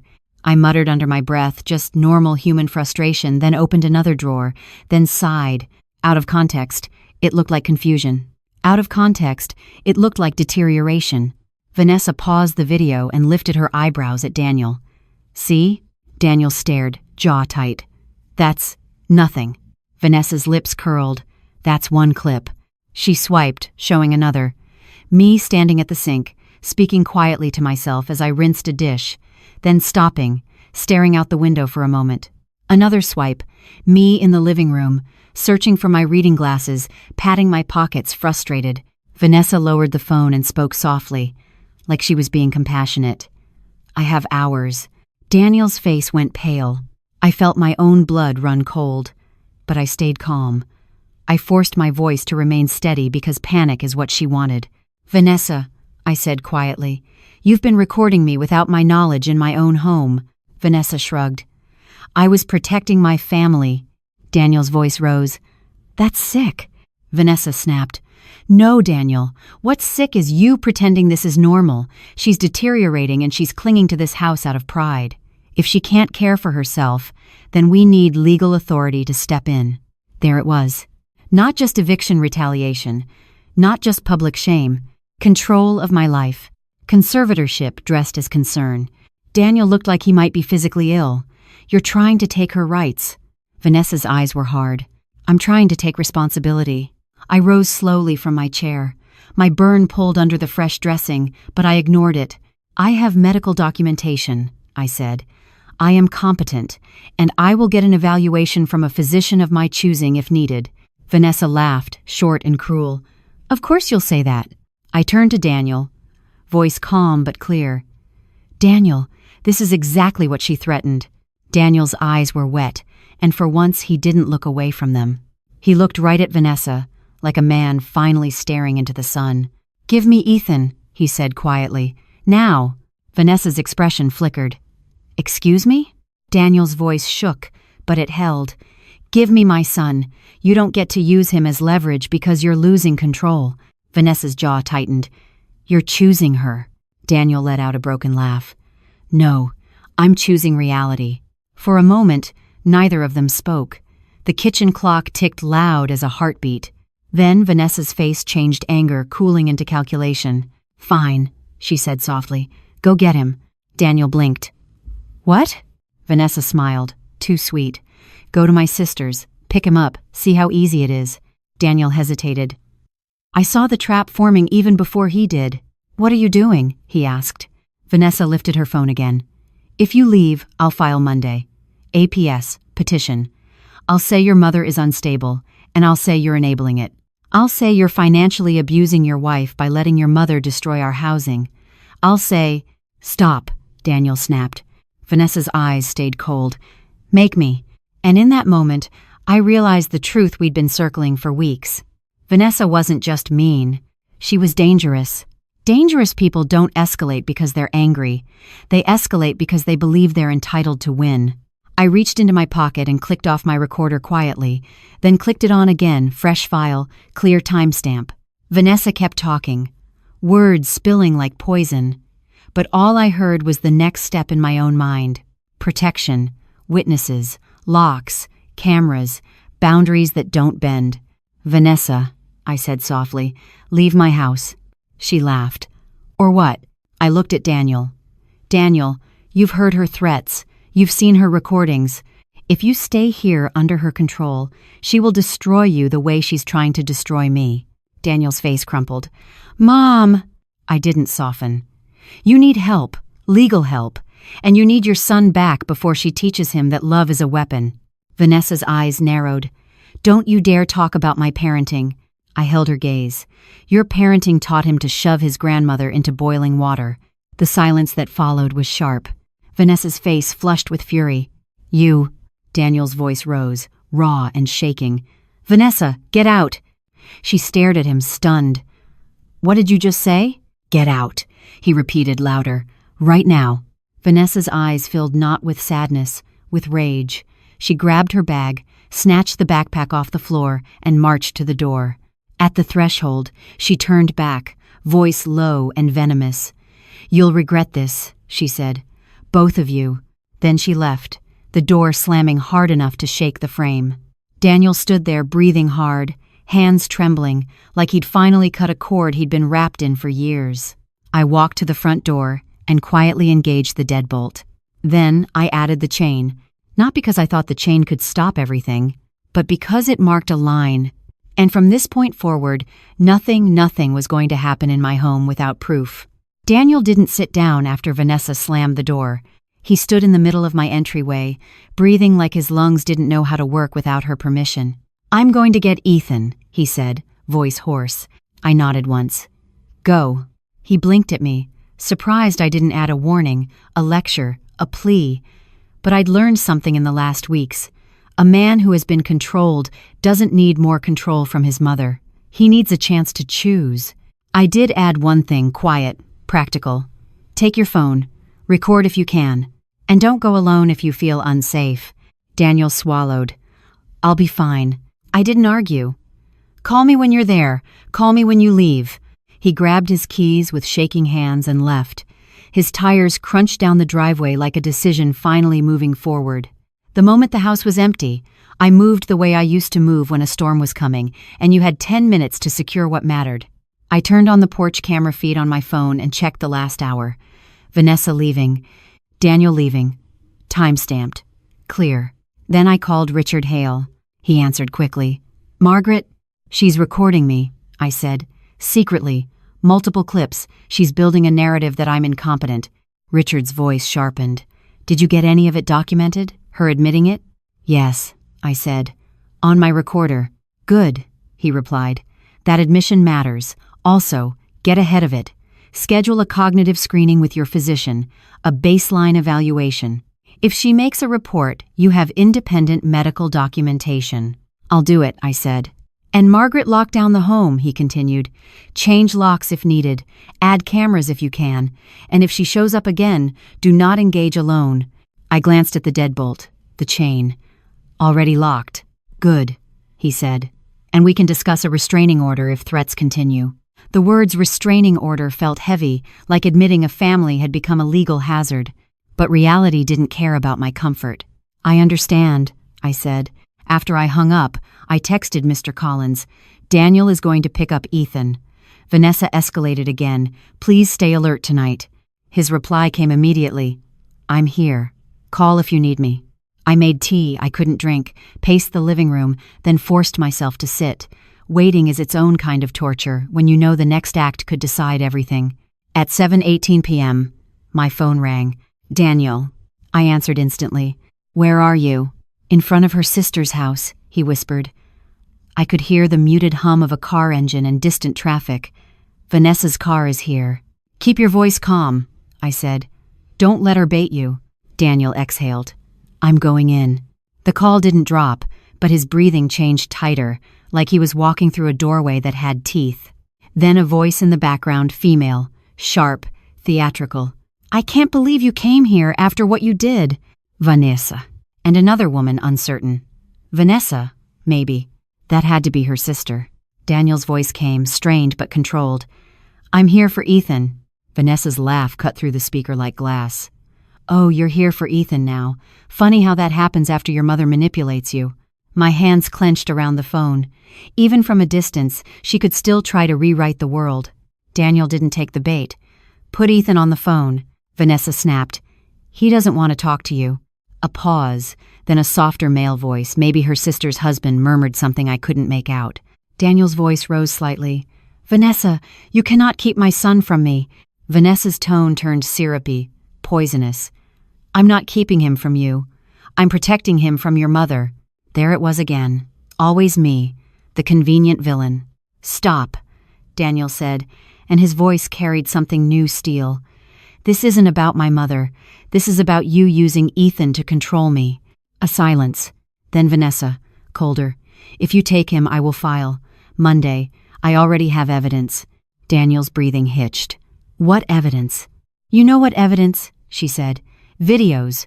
Recordings. Your mother talking to herself, forgetting things, wandering around like she doesn't know what day it is." My stomach turned, not from fear, but from fury at how casually she weaponized age. Daniel's voice dropped, controlled. "That's not dementia. That's a normal person, and you know it." Vanessa's laugh again. "Then why is she recording everyone? Why is she acting like a detective?" Daniel answered, and I felt something in my chest tighten with painful pride. "Because you threatened her," he said. "Because you planned to take her house. Because Ethan burned her arm, and you acted like it was nothing." A beat. Then a smaller voice, Ethan's uncertain and scared. "Dad?" My eyes burned. Daniel's voice softened instantly. "Hey, buddy, I'm here." Vanessa cut in fast. "Ethan, don't." Daniel's voice sharpened. "Vanessa, stop." Ethan's voice trembled. "Mom says Grandma's trying to put us on the street." Daniel inhaled slowly. "Grandma is trying to be safe. That house is hers, Ethan. Always has been." Silence then, Ethan. Small. "But you said we were fixing it. For us." Daniel's voice cracked. "I know. And I was wrong." Vanessa's voice snapped, furious now. "Daniel, don't do this in front of him." But it was too late. The truth was already in the air, and truth is stubborn once it gets oxygen. It doesn't go back into the box. Daniel spoke carefully, as if choosing words that wouldn't break his son. "Ethan, I'm taking you home with me tonight. You can bring your bag. We'll talk on the drive." Vanessa hissed something sharp, ugly, not meant for children. Ethan's voice went small. "Mom." Daniel interrupted, voice firm. "Ethan, put your shoes on. We're leaving." A shuffle of movement, a door opening, a muffled argument with the sister's voice trying to calm Vanessa down. Then Vanessa again, low and venomous. "If you walk out with him, don't come crying when the court sees who your mother really is." Daniel answered with a quiet steadiness that made my throat tighten. "Let the court see. I'm done living in a lie." The call went silent for a few seconds except for breathing and footsteps. Then Daniel came back on, voice strained but relieved. "He's in the car." I exhaled for the first time in what felt like hours. "Good. Drive safe." Daniel hesitated. "Mom, she said she's coming back tonight." My skin prickled. "To the house?" "Yes," he said. "She said she's getting her things and she'll take what's hers." I felt cold clarity settle into me. She can't come inside if you're not here, Daniel. I know, he said quietly, but she will try. Then we handle it like we've been handling everything, I said. By the book. I hung up and immediately called Mr. Collins.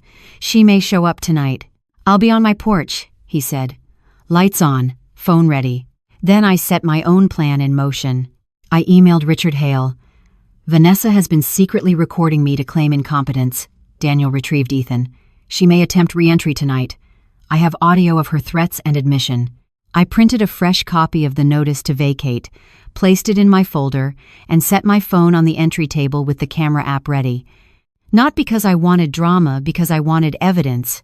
At 8:03 p.m., Daniel's headlights swept across the front window. I opened the door before he knocked, chain still latched. Daniel stepped inside first, Ethan behind him, carrying his bag like it weighed more than clothes. Ethan's face was pale. His eyes went straight to my bandage. "Grandma," he whispered. I didn't rush him. I didn't demand an apology on the spot. I simply nodded, gentle. "Hi, sweetheart." He swallowed. I didn't know she was recording you." "I know," I said. Daniel locked the door behind them and turned, voice low. "She's going to come here." "Ethan heard her on the phone with her sister," she said. "She'll take what belongs to her." Ethan flinched. "She's mad." Daniel gave him a sad look. "She's more than mad." We didn't have long. 10 minutes later, headlights cut across the driveway again. Vanessa. She parked crooked, as if manners didn't matter anymore. She strode up the walk with her phone already in her hand like she was ready to film her own story. Mr. Collins's porch light flicked on next door, a steady glow of witness. Vanessa pounded on my door. "Open up!" Daniel stepped forward instinctively, but I raised my hand. "No. Let her speak to the door." Vanessa pounded again. "You can't keep me out. My things are in there." I spoke through the door, calm and clear. "Vanessa, you are not permitted to enter. If you need belongings, we can schedule a time with a third party present." She screamed, "This is kidnapping! You took my son!" Daniel's voice rose from behind me, shaking. "He's my son, too." Vanessa's laugh was vicious. "You're a joke, Daniel." Then she hissed, loud enough for the porch camera to catch. "Your mother is insane. I have proof. I'll have her declared incompetent, and then I'll take control of everything." The words sat in the air like smoke. My hand stayed steady as I spoke, loud enough to be recorded. "You are making threats and false claims. Leave my property now." Vanessa's pounding stopped. For a heartbeat. There was silence. Then her voice dropped, cold and calculated. "Fine. You want law? You'll get it." Footsteps retreated. A car door slammed. Tires peeled away. Ethan let out a shaky breath. She sounded scary. Daniel's face was gray. "Because she is." I turned to Ethan, keeping my voice gentle but firm. "This is why adults set boundaries," I said. "Not to punish, to protect." Ethan nodded, eyes wet. In the quiet that followed, I realized we were standing at the edge of the last act. Not because the pain was over, but because the truth had finally been spoken out loud in front of the people it mattered to most.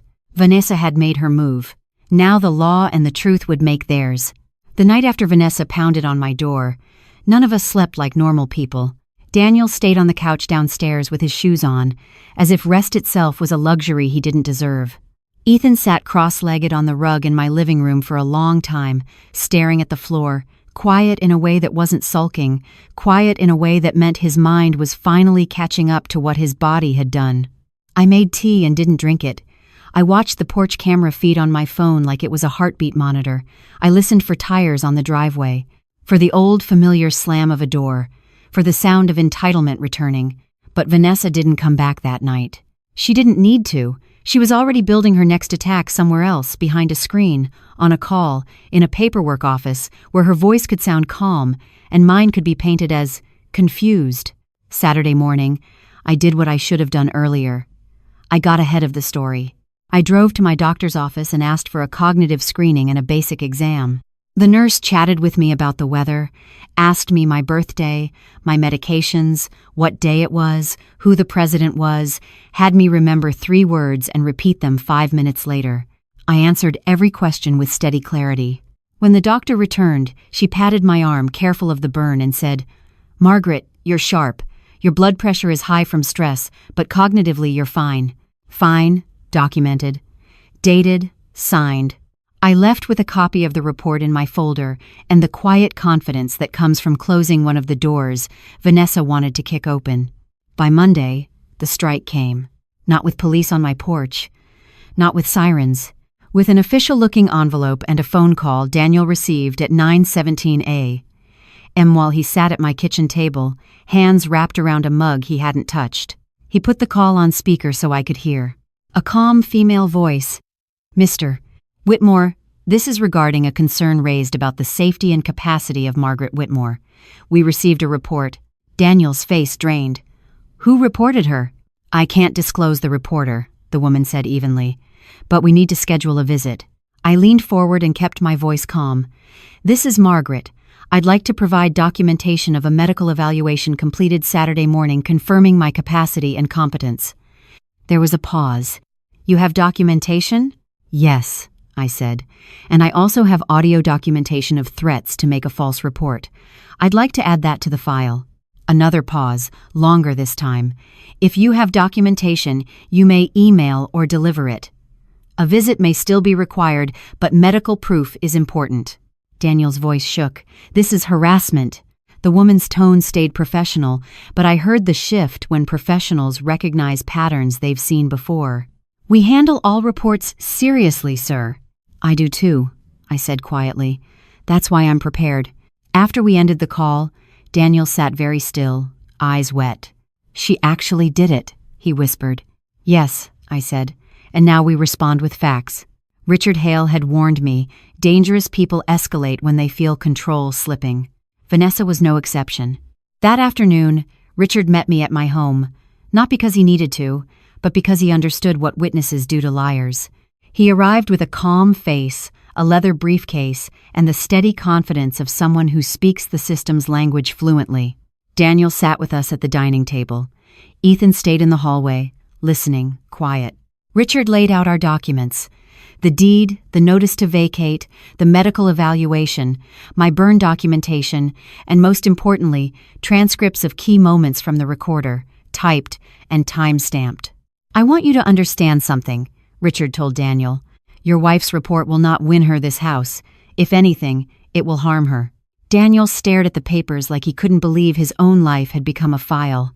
She recorded my mother, Daniel said hoarsely. Secretly. Richard nodded.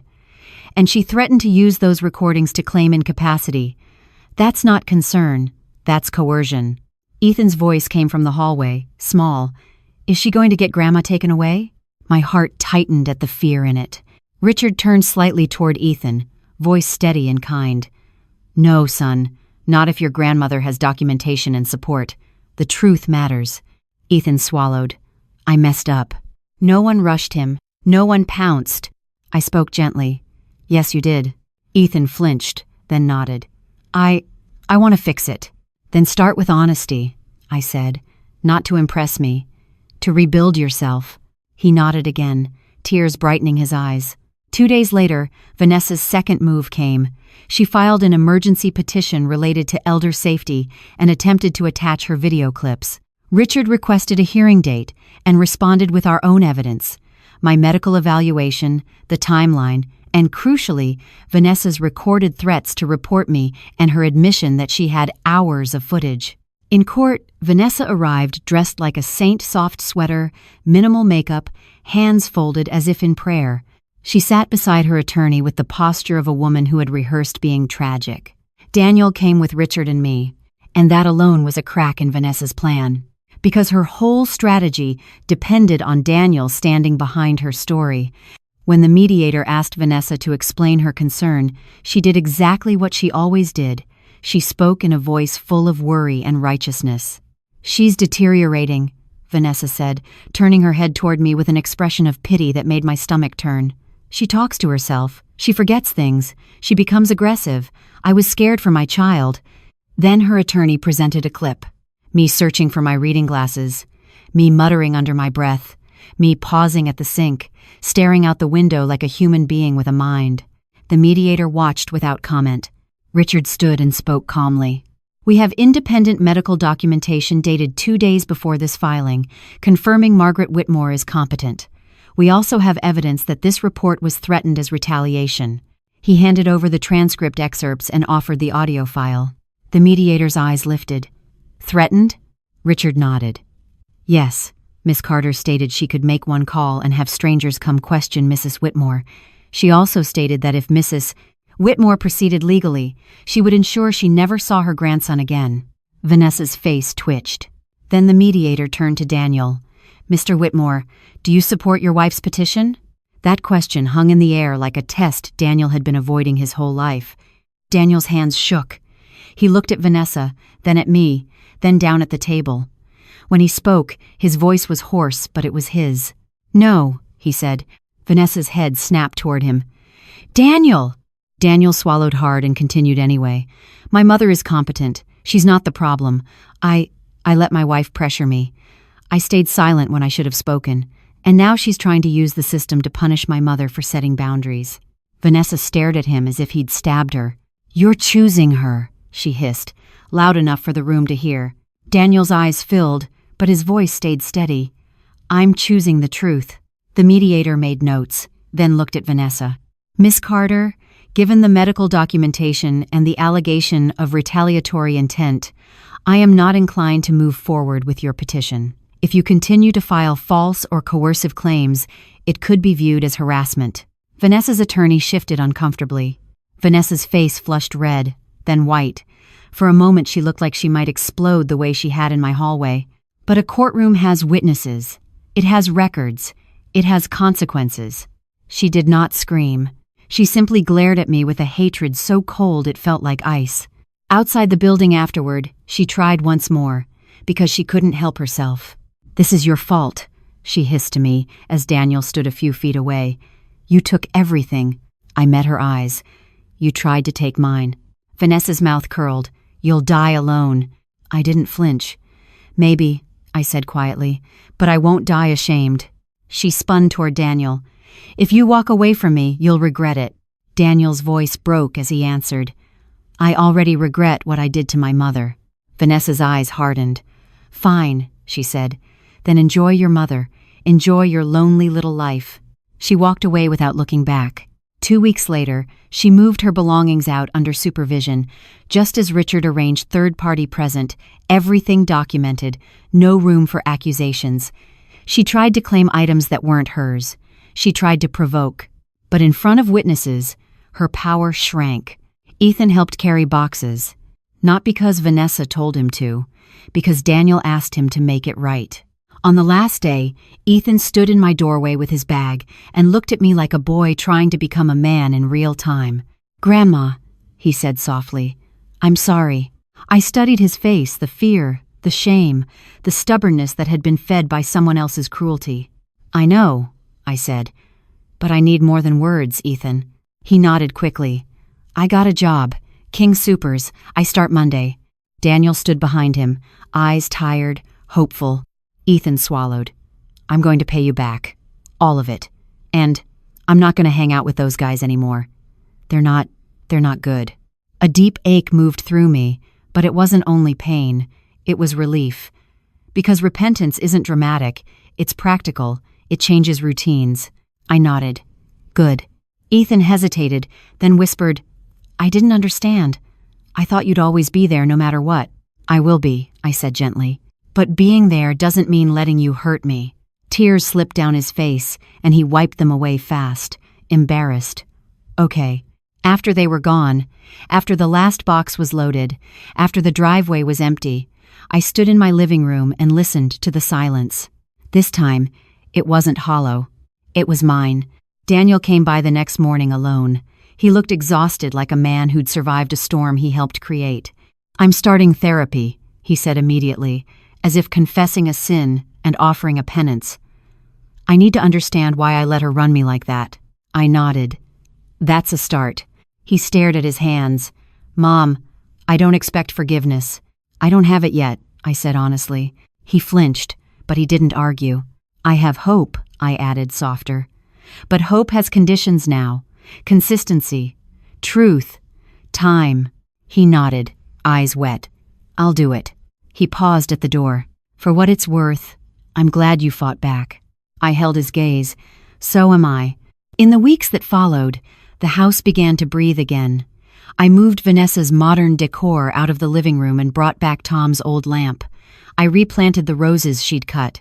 I painted one wall sage green like I'd always wanted. Small acts of reclamation. Ethan came by on Saturdays to do yard work quietly, without complaining. He handed me an envelope with cash in it every other week, not because it fixed everything, but because it proved he understood something deeper now, that love isn't permission to take. One evening, as I stood by the kitchen sink watching the sunset wash the maple tree in gold, I realized I was speaking softly to myself, just a thought, a memory, a whispered sentence to Tom. I laughed under my breath, because I knew what Vanessa would call it, and I knew what it actually was. A woman talking to herself in the home she earned. A woman still standing. A woman who finally understood the lesson that had been waiting beneath every tear and every betrayal. Family doesn't get a free pass to abuse you. Kindness isn't a contract, and dignity is worth protecting even if you have to protect it alone. This story teaches a difficult but necessary truth. Love without boundaries becomes permission for abuse. Family does not grant anyone the right to manipulate, threaten, or diminish your dignity. Silence may keep temporary peace, but it slowly destroys self-respect. Real courage is not loud, it is the quiet decision to say no when your safety, home, and identity are at risk. It also reminds us that justice does not always arrive dramatically. Sometimes it comes through documentation, steady resolve, and the refusal to be gaslighted. Standing up for yourself may cost comfort, relationships, or the illusion of harmony, but it restores something far more valuable: your integrity. And perhaps the most powerful lesson of all is this: forgiveness is possible, but trust must be rebuilt through consistent truth and accountability. Kindness should never require self-sacrifice to the point of self-erasure. Dignity, once defended, becomes the foundation for every healthy relationship that follows.